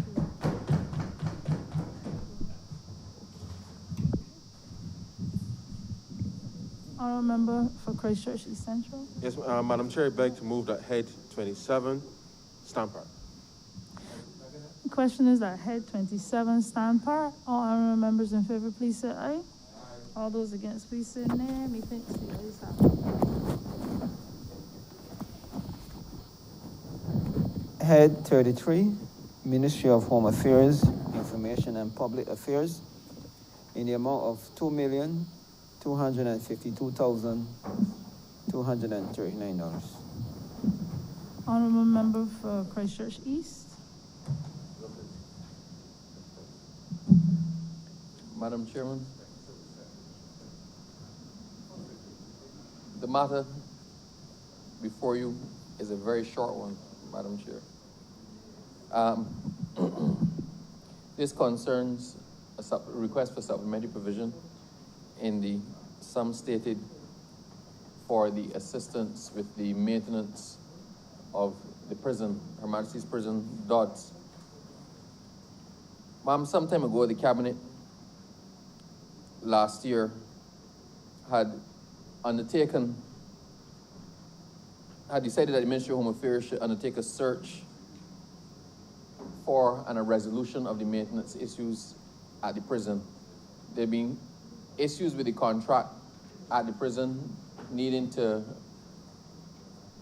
enter another contract for the provision of services, trying to reduce the amount, the value of the contract, trying to see whether it could be more logistically streamlined. Because the prison as it stands now, Madam Chair, is an exceedingly high-tech institution. It's probably one of the most high-tech institutions in Barbados. For those who are familiar with Glenderry, the similarities between Glenderry and Her Majesty's Prison Dodds only extend to the fact that they both have bars. But even the bars themselves are of different materials. Her Majesty's Prison Dodds, ma'am, from the time you enter, every square foot of that compound is covered by cameras. Nothing can go in or get out of Her Majesty's Prison Dodds without it being seen. All of the gated entries are remotely controlled and monitored. Madam Chair, 2 gates can open at the same time. So if I'm trying to get from this section to where the leader of the opposition is, and there are 2 gates between there, once this gate that I'm at now is open, then that gate must actually be closed before the other one next in line is open. So it is a very, very high-tech place. The difficulty now comes in is being able to manage the maintenance of such a high-tech place. And being where the Her Majesty's Prison Dodds is now, in St. Philip, it is exposed as well to a lot of the salt air. So there's corrosion easily with the metalworks. There's corrosion with the input points, and it needs to be maintained in a way that preserves the integrity of the system. Now, Madam Chair, it was agreed that we would seek out a new maintenance contract for the prison by way of public advertisements, locally, regionally, and internationally, because the IT necessary to operate a prison such as the one we have, it is not likely that all these skills will be found in Barbados. So we had to be very realistic in what we're looking for. We're looking for the best people or the best services at the best price to manage the maintenance of the prison to a standard that is befitting of the infrastructure that was invested in by the government of Barbados in creating the prison. Now, it was agreed that in the interim, until a new maintenance contract was awarded, that under Rule 239, we would procure the services of Detention Management Incorporated, DMI, to provide maintenance services for the prison from the December 1st, 2019 until March 31st, 2020, in the amount of Barbados $649,726.53, and to secure an upgrade of the prison's software in the sum of $192,000 VAT inclusive. Now, in accordance with that decision by Cabinet, the management of DMI was officially informed that the services of DMI will be procured to provide the maintenance services to the prison from December 1st to March 31st, 2020, broken down as follows. December 2019 would have been Barbados $170,000. January 2020, $170,000. February 2020, $154,563.26. And for March 2020, $156,863.27. Now, the Prisons Department requested a sum of $3,310,000 in the draft estimates of expenditure for the financial year 2020 to 2021. And this was to facilitate the payment of insurances, maintenance services for the prison, as well as maintenance of vehicles, office equipment, and furniture and fixtures. However, Madam Chair, only $1,260,000 was allocated. Well, the exact figure is $1,260,666 was allocated. Of this amount, $500,000 was provided under the maintenance contracts for the maintenance services to the prisons, and this amount has been proven to be inadequate to carry out the maintenance works for the prison. It should be noted that subsequent to the decision to procure a new contract, the Ministry of Home Affairs commenced the preparation of tendering documents for the provision of the maintenance services at Dodds, but delays were subsequently encountered in obtaining the approval of the tender documents by the Tenders Committee, who advised that the ministry should send out a request for proposals, inclusive of price proposals. Now, the Ministry of Home Affairs did not have within itself the expertise necessary to prepare the RFP document. So Sigma Solutions was contracted to prepare the RFP document. And although contracted in April 2020, they were only able to commence work on the RFP in May 2020. As a result of the national shutdown due to the COVID-19 pandemic, the RFP was submitted to the ministry in July for approval. The documents were submitted to the Chairman, Tenders Committee for approval, and the closing date of September 9th, 2020 was given.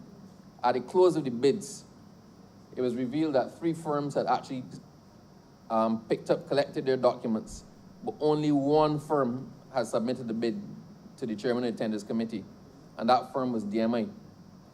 Now, the Chairman, because we're trying to be transparent, Madam Chair, and because of what it is that is at stake here, it was thought appropriate that we should tender again. Now, that puts us in a bit of a bind, Madam Chair, because while we're racking up payments to DMI in the interim, and if we're going to attend it again, then we have no funds left under the current allocation for the ministry for the maintenance of the prison, and we have to come back seeking additional funds or support from the consolidated fund. Madam Chair, as you can well understand, the maintenance of the security of the prison is of paramount importance, and this remains a major concern for the Ministry of Home Affairs. In order to ensure the security of the prison was not in any way compromised subsequent to March 31st, 2020, we continue to engage the services of DMI on a month-by-month basis pending the award of the contract. To date, the sum of $2,095,186.73 has been disbursed to DMI, inclusive of the sum of $843,426.53 approved by the Cabinet for December 1st, 2019 to March 31st, 2020 period. DMI is currently owed for the services provided during August and September of 2020, and we estimate that we are going to have to carry this through, Madam Chair, to at least to the end of the financial year. So that would take us now to an additional sum for the maintenance vote of $1,600,000 to meet the expected projections to the end of the financial year. Now, Madam Chair, I went into all of that detail because it was necessary to show that we're not randomly pulling figures. The former Minister of Home Affairs had been astutely pursuing this and pursuing the obtaining of a new contract for the maintenance. But everyone so far today has mentioned COVID-19 in their address, and I have no choice but to mention COVID-19. COVID-19 caused a delay in us being able to deal properly with the tenders and to properly procure the services for maintenance at the prison.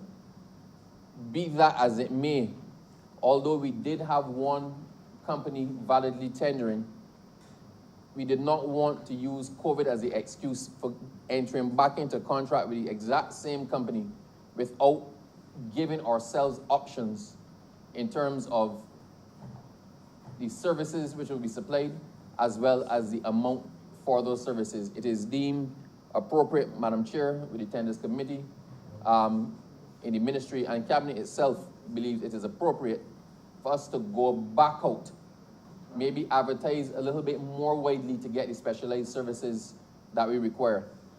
Madam Chair, I can't stand to speak on the issue of the prisons without pointing to the fact that it is not just the maintenance of the prisons that we're doing.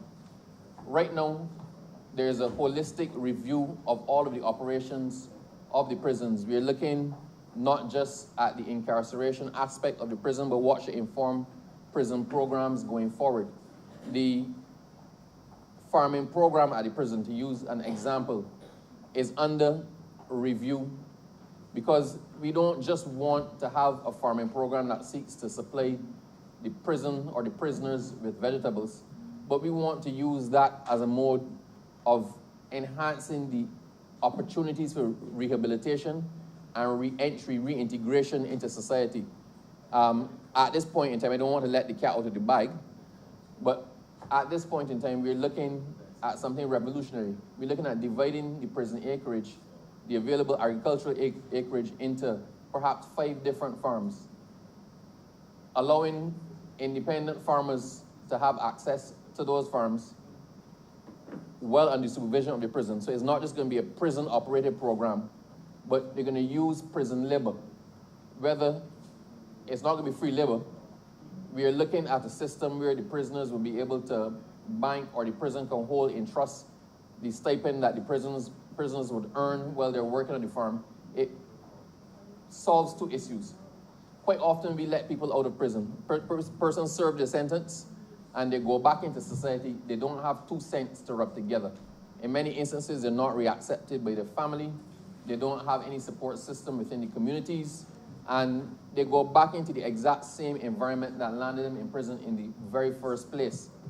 So what this does is allows those who engage in this program to actually work and be productive while being able to secure some of that money as a cushion for when they are eventually released. The other thing it does, Madam Chair, if I am a farmer operating in this program and I have someone in the prison who is working on the program and the person is doing well, I find him to be a good worker, I find him to be innovative, I find him to be industrious.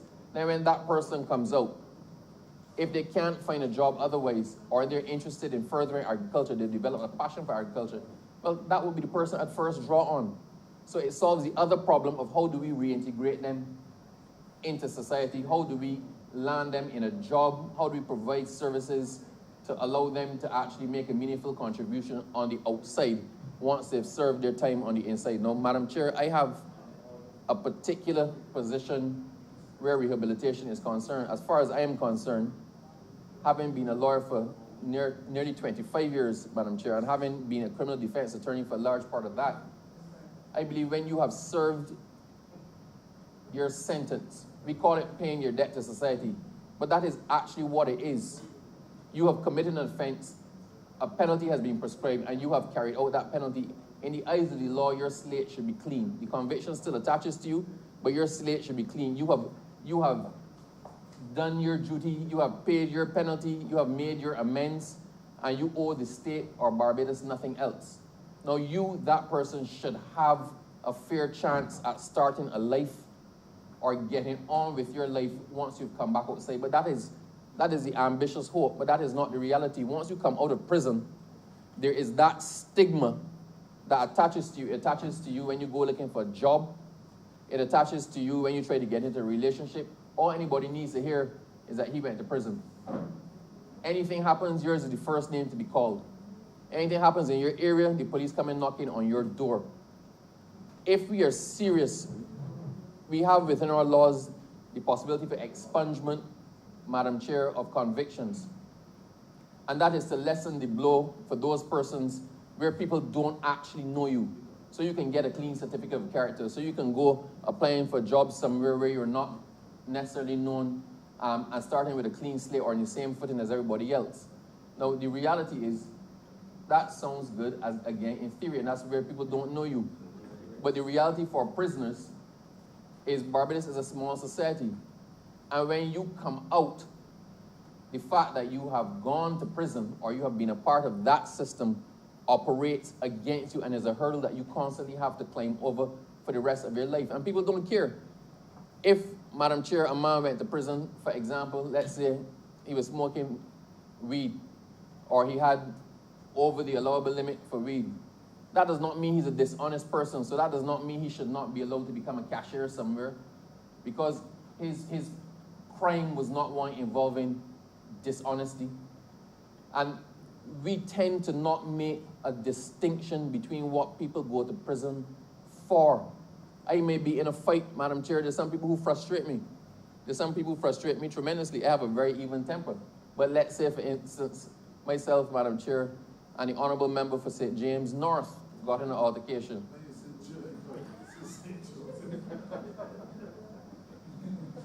And, Madam Chair, it may have been a matter of passions. I may hit him too hard, and I go to jail because I may have started it. But these things happen. When I come out, it doesn't matter I went to jail because there was a fight that went a little bit too far. In the eyes of society, he now come out of jail. And all of us are in the same bracket.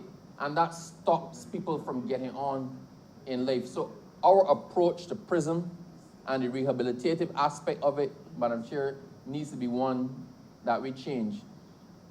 Interestingly, when I became the Minister for Energy and Water Resources, I took a decision that I'm going to allow some persons, allow job opportunities with some persons who had come out and who had been released from prison. And Madam Chair, I took a lot of heat for that. When we had a project going on, I tried to give jobs as widely as possible, but I secured certain jobs for people who had done time. There are a couple of people who had paid their debts to society, and they wanted to work on the road, digging the trenches, helping with the plumbing, doing the bottom line, the labor work. The labor work, I expected somebody to look up just now, Madam Chair, but doing the labor work with the Water Authority.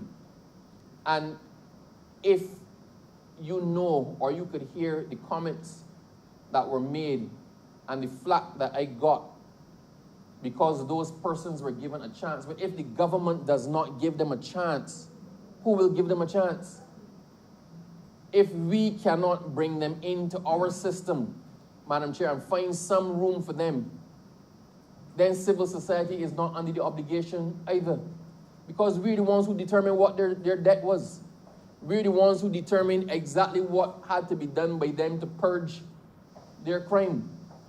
So if we have set that, and if we have deemed that they have served it, and we have deemed that they can be released, then, Madam Chair, there must be some space in government, within government, to give those persons a second chance. We have to have a serious second chance approach and a serious second chance program, Madam Chair. Otherwise, you're going to have a set of people who, they call them recidivists.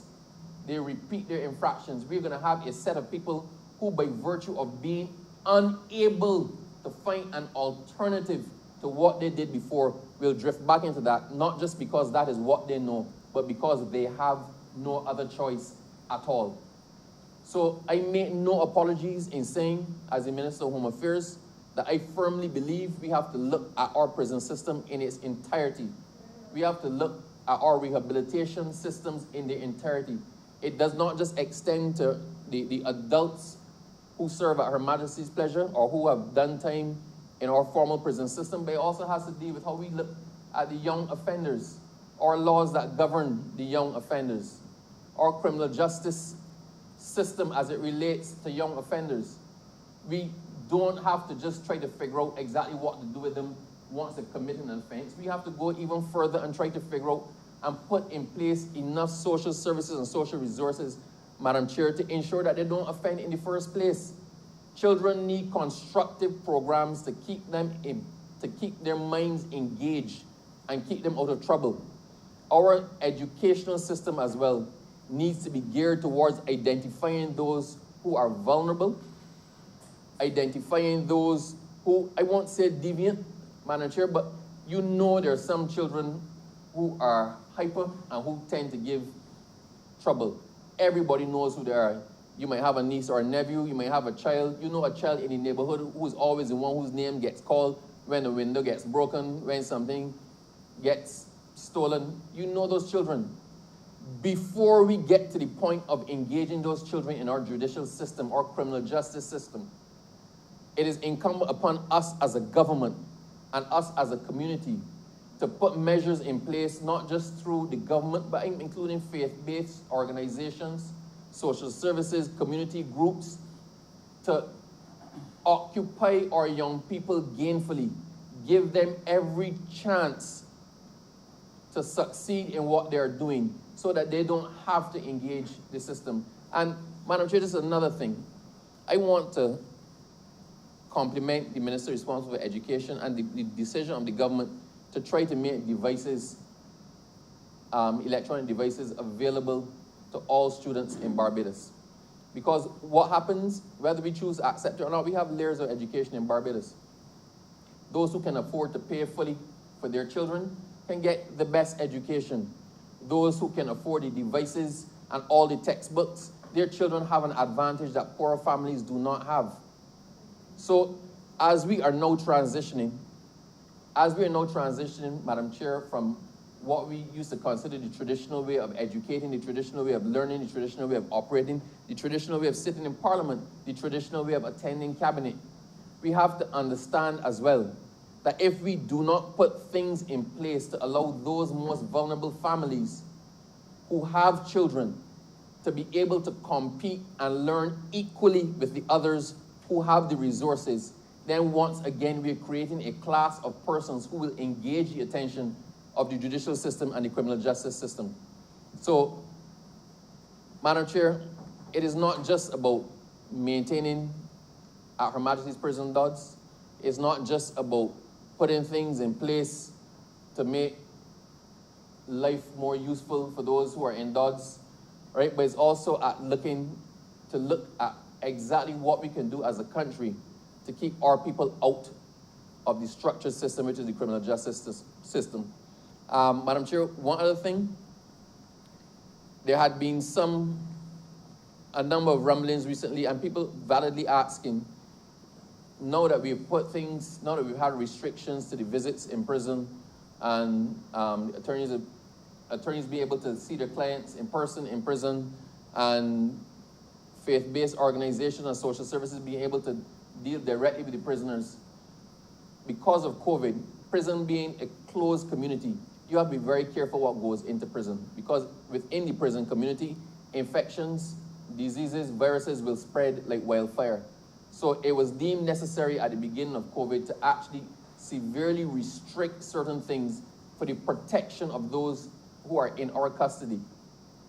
I'm happy to say, having had the discussion with the superintendent of prisons yesterday, we had been awaiting donations of large screen TVs, Madam Chair, and more video electronic systems, so that we could have, for example, a church with multiple participants in it, or counseling sessions, or teaching sessions.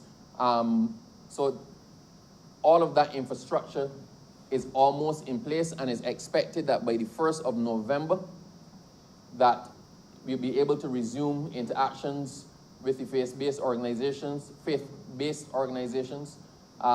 the social services. Attorneys can have more access to their clients, and their families will be able to communicate or see them a lot easier. As it is now, there are limited opportunities because of the limited IT resources that are at the prison. By the 1st of November, there should be significantly more capacity so that more persons can avail themselves of what I believe is their right. You have a right to be visited by your family. If the law provides for it, you have a right to it. You have a right to speak, to be able to communicate with your attorney.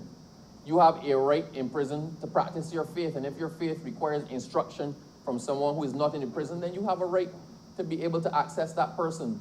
So all of these things are being put now in place, Madam Chair, and it should be active by the 1st of November. I have the assurance of the superintendent of prison, and we've been treating it as a priority.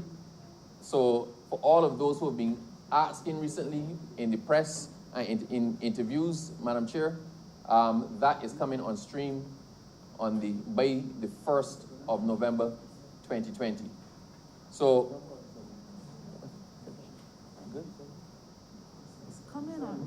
sorry, Madam Chair, the 1st of December 2020. Madam Chair, it's been such a long time that I've been on lockdown. And in my own house and looking at four walls, that, Madam Chair, time almost has no meaning to me anymore. So the 1st of December 2020, Madam Chair.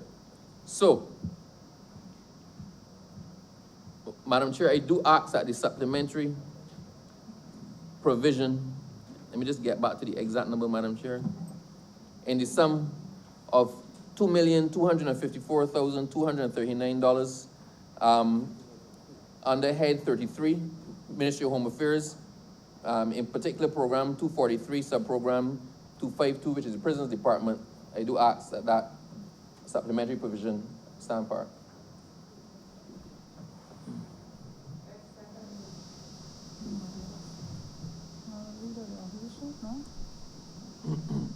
Okay, that being said, question is that Head 33 stand par. All honorable members in favor, please say aye.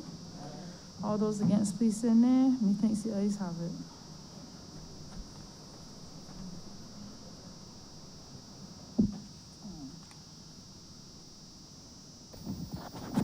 Head 81, Ministry of Transport, Works and Water Resources, in the sum of $19,873,560.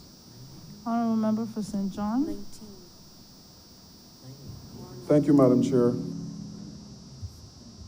Madam Chair, before I make my presentation, I want to congratulate a former constituent of mine, the Honorable Member for St. George, North,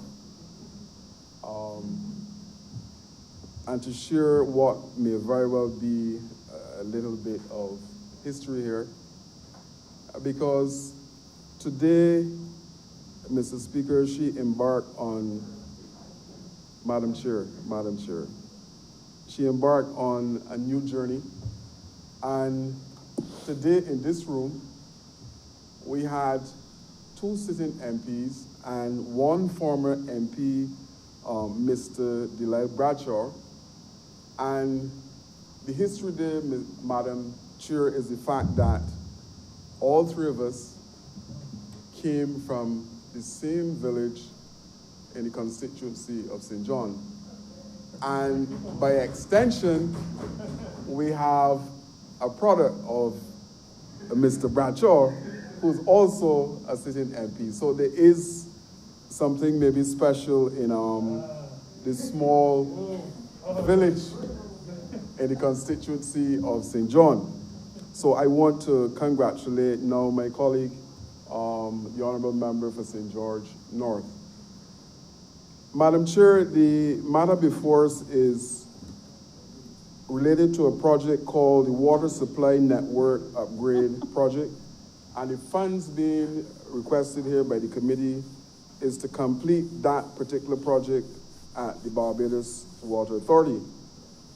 Now, we are trying as best as possible at the ministry to create an oasis in this country that will ensure that all of the constituencies, including mine, that is now being impacted by a short supply or an irregular supply of water is fixed in the shortest period of time. These funds will go a long way in completing a number of initiatives that are under this particular project that we call What's Not. Now, the objectives of this project, 1, to upgrade of facilities, and this include water tanks and reservoirs, and that is happening, Madam Chair, all across the country where the need is in place. To reduce the operating costs of the BWA through the mains replacement program, the installation of solar voltaic panels, and to mitigate climate change. My constituency, Madam Chair, would have benefited in a significant way as it relates to the changing out of old mains that were currently in place. And this is happening not only in St. John, but it is happening in St. Joseph and St. Peter as well, and St. Lucie. I know the Honorable Member for St. Lucie will be pleased to hear that.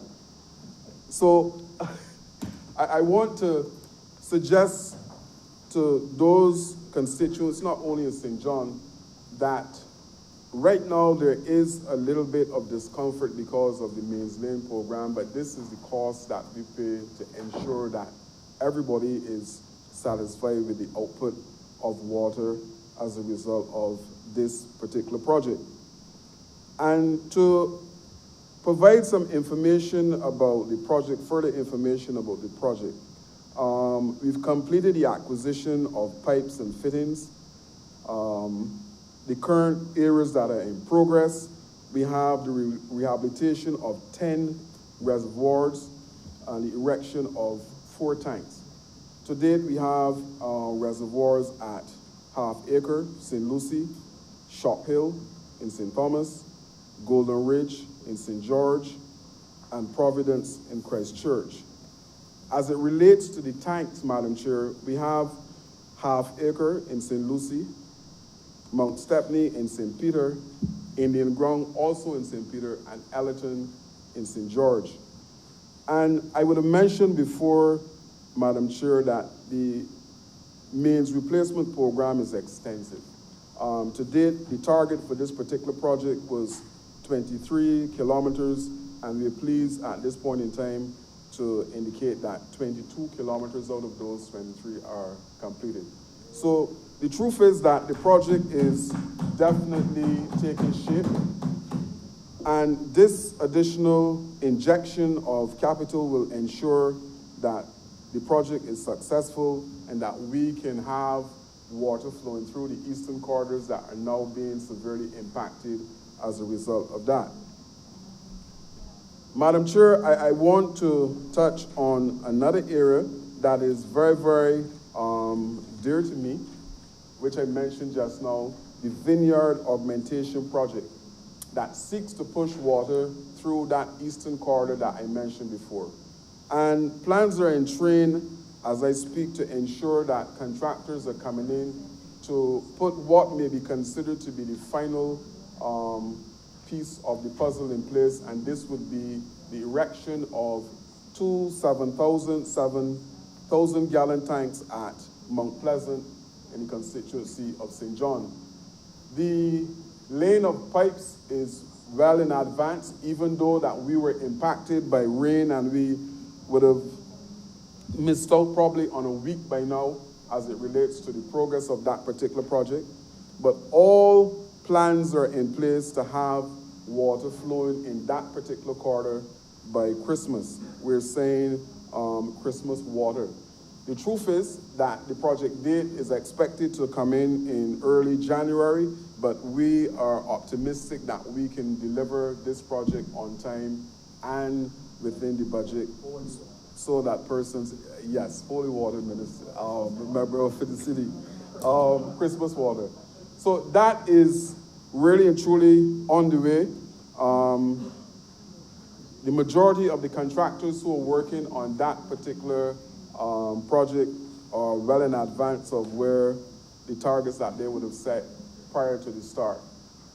Madam Chair, all over the country you would realize that it seems as if the ministry on a whole, but BWA are working on projects. We are currently involved in the project as it relates to the Highway 1 project. Honourable Member, just to interrupt you, sorry, we are pressed for time as it is, so kindly go as quickly as Not a you problem, ma'am. I will wrap. I will take your cue. But we're involved in that project. Another exciting project, and I will probably close on this, Madam Chair, is the fact that we're looking at a water-saving project. And this particular one will involve the use of water-efficient toilets, the use of water-efficient shower heads, and efficient faucets within the household. And we believe that if these particular projects can come to fruition, that we will go a long way as it relates to ensuring that water, and like I said, that oasis is in place for everyone across the country. The staff are here, very, very skilled. The expertise that is required to make all of this happen is present there. Madam Chair, I now beg that Head 81 stand par. I'd like to second it. Question is that Head 81 stand par.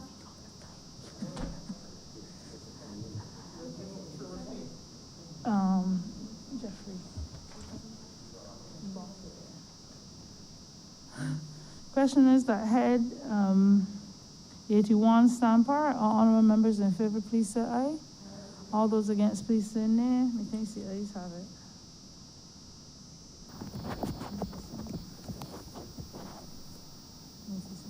Head 87, Ministry of Education, Technological and Vocational Training, in the sum of $133,000. Zero. Honourable Member St. Michael Southeast. How much time exactly you are allocating to me, since my other colleagues have clearly taken up a substantial portion of the time with the other matters. So just clarify that for me first, please. 15 minutes, please. Thank you. Ma'am, Head 87 relates to the sum of $133,000 being allocated to provide funding for the following temporary posts for an education reform unit in the Ministry of Education, Technological and Vocational Training. The two positions being created would be the Director of Education Reform and a Deputy Director of Education Reform. Ma'am, I believe it is well known to the entire country that we have had to look at reforming the educational system. We've been trying to do this for some time across the various administrations. But this administration has basically promised the people of this country that we would do a number of reforms in education, I believe dating back to the last curriculum reform document, which was sometime back in 2000. There's really been minor changes made, for instance, to the curriculum in the country. And as a consequence, we felt that we needed to not only look at curriculum, but we needed to look at wider reforms in education. It therefore requires, ma'am, the establishment of what we describe as a project unit, which is going to be tasked with the responsibility of looking at things like curriculum, also tasked with the responsibility of looking at the transition away from the 11 plus, the common entrance examination, which I know, ma'am, has created much debate on the announcement that we intend to abolish the common entrance examination. And of course, people are asking, what are we going to replace it with? And therefore, it has been felt that to allow a dedicated unit within the ministry to pay attention to this particular area is perhaps the best way for us to start the conversation with the country on not just 11 plus, but on all of the other reforms that are necessary.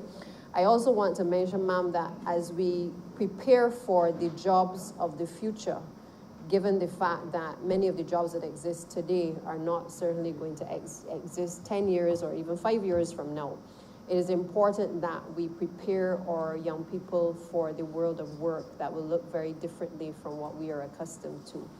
As a consequence, we therefore need to weigh in from people not only locally, regionally, but also internationally to be able to help us to shape the educational curriculum to make it relevant to the needs of our students, but also to assist us as we try to transform the Barbados economy to ensure that we have young people who are equipped for the world of work. And as such, we would see that we have obviously embarked on introducing things like coding, robotics, and we're even in some discussions with persons at universities in Canada regarding the area of artificial intelligence as well.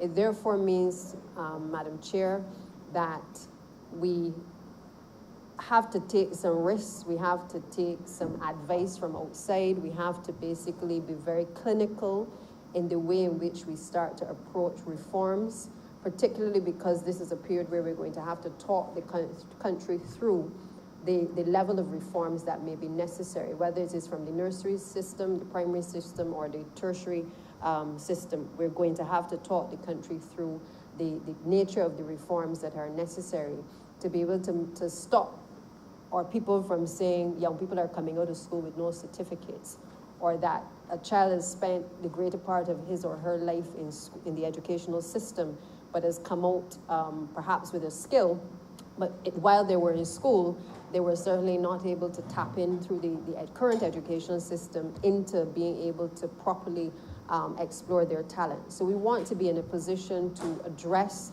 a lot of the deficiencies that currently exist in the present system, while at the same time recognizing that we have obviously made significant strides over the years in having a well-oiled machinery in terms of our educational landscape. But there are some areas that I do feel that we now need to hone in on, that we need to re-examine. We have to ask ourselves some serious questions as to whether these systems have been serving us well, and to re-examine the opportunities that exist for us to be able to expand our curriculum, expand the offerings across the system, and certainly be able to align the government's agenda certainly with what our students are learning at the university, as well as what they're learning in secondary, primary, and nursery school, ma'am. And therefore, this unit is intended to drive those reforms.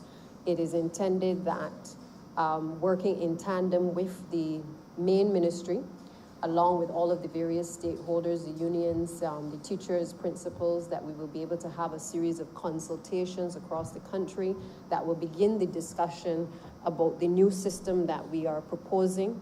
It is also intended that those stakeholders will be given a full opportunity to weigh in, and indeed the general public as well as our students, to be able to weigh into what is working and what is not working as we try to find the best fit for certainly the 21st century and beyond. I am excited, ma'am, because I believe that back in the days when the Honorable Prime Minister was Minister of Education, she underwent a number of major reforms in education and best known for EduTech, which I believe very strongly that were we to have continued on the trajectory that we were on in relation to the vision that was at that point exposed, that we would certainly have been able to be better prepared for COVID-19. And the fact that we've now had to move to an online environment in a blended way for the most part, but certainly being able to have the use of technology as a very main part of the way in which young people are now learning. And therefore, this presents a very unique opportunity, I think, in our history, as we're investing in over 21,000 devices coming into the country shortly, as well as robotics kits that will obviously allow our young people to learn coding and robotics. It will allow us certainly to prepare for the next phase of our development. And so I think the next few months are certainly going to be exciting. It will allow the unit to hone in on the issues, but more importantly, ma'am, I'm also excited that it will give us an opportunity to reform the Ministry of Education in terms of the main ministry as well, because reforms will mean nothing if the very stakeholders that have to implement the policy don't buy into the concept and the vision. And therefore, we appreciate that we will have to look at change management, how our principals relate to the ministry, how our ministry relates to principals and to teachers, how we relate generally to the union and to our various stakeholders. And therefore, it is not just a reform at the level of the educational system, but also a reform in the way in which we think about our educational system, how we treat to the people who are part of the educational system as well. And so I certainly look forward over the course of the next few months to the establishment of this unit, working very closely with the current Chief Education Officer, all of the technical staff, the Permanent Secretary, and all of the heads of the departments, to be able to have them weigh in as well on what the challenges are, but also together to be able to find solutions to a lot of the long-standing problems that we have been encountering over the course of the past few years in particular. And so, Madam Chair, this head, therefore, is seeking to create the temporary positions for the Director of Education Reform, as well as a Deputy Director of Education Reform. It will take us to the end of this particular financial year. And of course, as we get the ball going from December 1st, I believe is the target date for us to have the unit in place. The intention is that we will work then to engage with the country and start to roll out the various reforms that are necessary within the Ministry of Education. So the sum of $133,000 is provided under this head, and I therefore, Madam Chair, with those few words, beg that Head 87 do now stand part. Very good. Honorable Member for St. John? Oh, you seconded? Okay. Question is that Head 87 stand par. All honorable members in favor, please say aye. All those against, please say nay. Thanks, the ayes have it.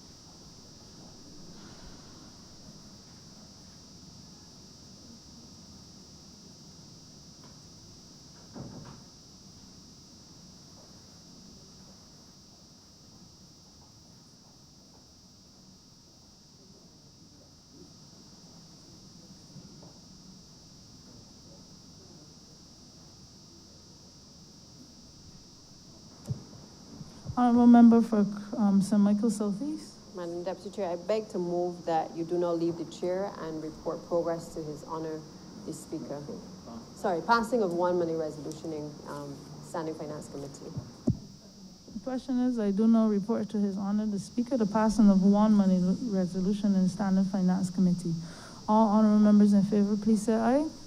All those against, please say nay. Methinks the ayes have it.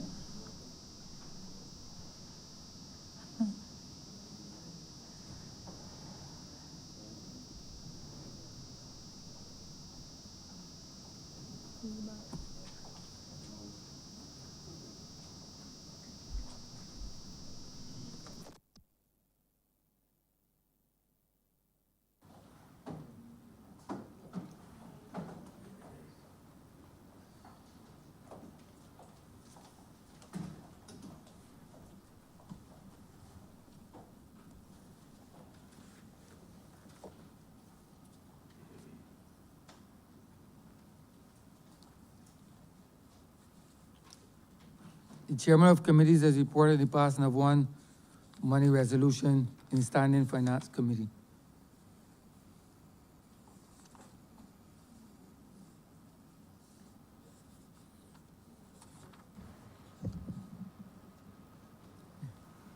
We got it first time. I remember Christchurch, East Central. Mr. Speaker, I beg to move that this resolution be read a first time. Questions that this resolution be read here first time. All those honorable members in favor, please say aye. Those against, please say no. We think the ayes have it. Mr. Speaker, I beg to move that this resolution be read a second time. The questions that this resolution be read a second time. All those honorable members in favor, please say aye. Those against, please say no. We think the ayes have it. Mr. Speaker, I beg to move that this resolution do not pass. The questions that this resolution be now agreed to. All those honorable members in favor, please say aye. Those against, please say no. We think the ayes have it. This resolution now stands passed.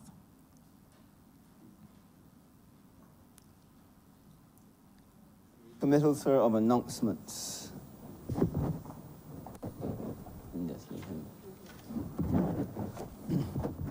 Going to indicate that there was a vacancy.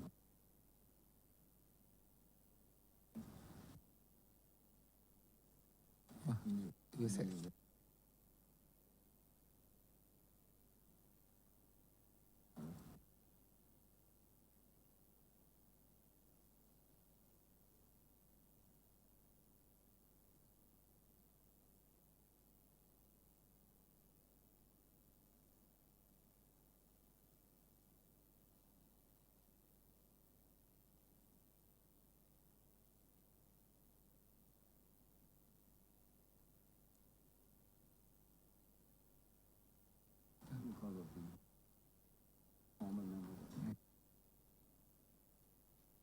Huh? Yeah.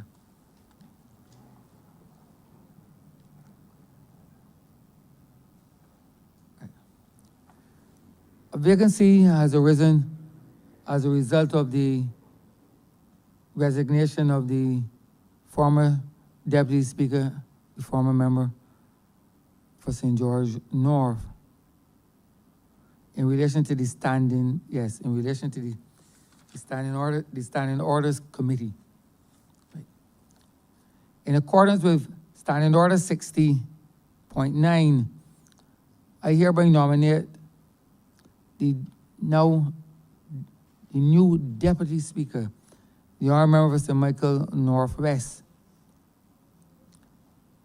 to take the place as a member of the committee whose seat has become, who has resigned.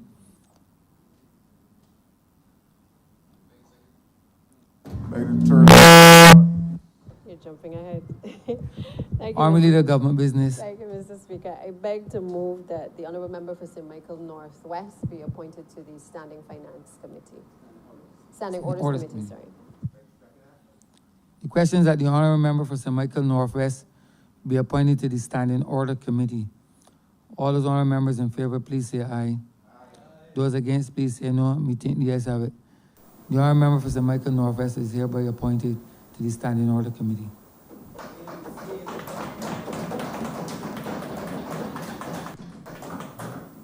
Recommittal of government notices. Honorable Leader, Government Business. Mr. Speaker, I beg to give notice of the Central Bank of Barbados Bill 2020. Second. Sorry. Not there, sorry. Eureka Middle. Eureka Middle, sir, of first readings of bills. Honorable Leader, Government Business. Mr. Speaker, I beg to move the first reading of the Central Bank of Barbados Bill 2020. Now you can come in. Questions at the aforementioned bill be read the first time. All those honorable members in favor, please say aye.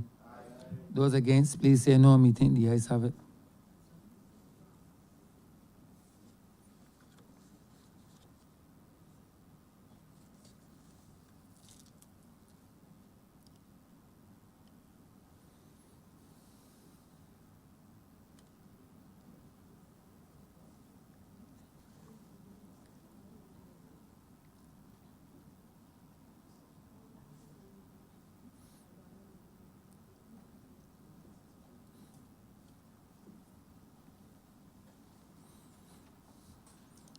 Honorable Leader, Government Business. Thank you, Mr. Speaker. With that, we have come to the end of today's proceedings. It would be remiss of me if I too, in my closing, did not also extend a warm welcome to the Honourable Member for St. George North. I don't think it needs repeating how exceedingly pleased I am that she has joined this chamber, but I do feel it necessary to reiterate the sentiments expressed by the Honourable Prime Minister that the Barbados Labour Party has yet again been able to join itself with the Labour movement at a very difficult time. And I am looking forward to the Honourable Member being able to add significant value, certainly to this government at this point in time, but certainly to the debates in this particular chamber. Mr. Speaker, I beg to move that this sitting be adjourned until the 1st of December. And in so doing, I would want to wish everyone a happy independence at this point in time. It is not going to be the traditional way in which we would celebrate independence, but I do expect that we have come to the understanding that this is perhaps our new norm, and in many cases we will be able to engage with our public, certainly virtually, in relation to the various activities that have been planned for that particular weekend. I do hope that all of the members, it's a short break again for members, certainly also for all of the persons who help us to put together these sit-ins on a regular basis. And I do hope that Barbadians will reflect on this moment, particularly after the yesterday's event with the removal of Lord Nelson. I think it is certainly a time where we should renew our understanding of who we are as a people, and certainly where we have come from, but certainly reflecting on where we need to go as well. And therefore, Mr. Speaker, with those few words, I would beg to move that this sitting be adjourned until the 1st of December at 10 a.m. The question is that this honorable chamber be adjourned until the 1st day of December at 10 a.m. in the forenoon. All those honorable members in favor, please say aye. Those against, please say no. Me think the ayes have it. This honorable chamber stands adjourned until Tuesday, the 1st day of December at 10 a.m. in the forenoon.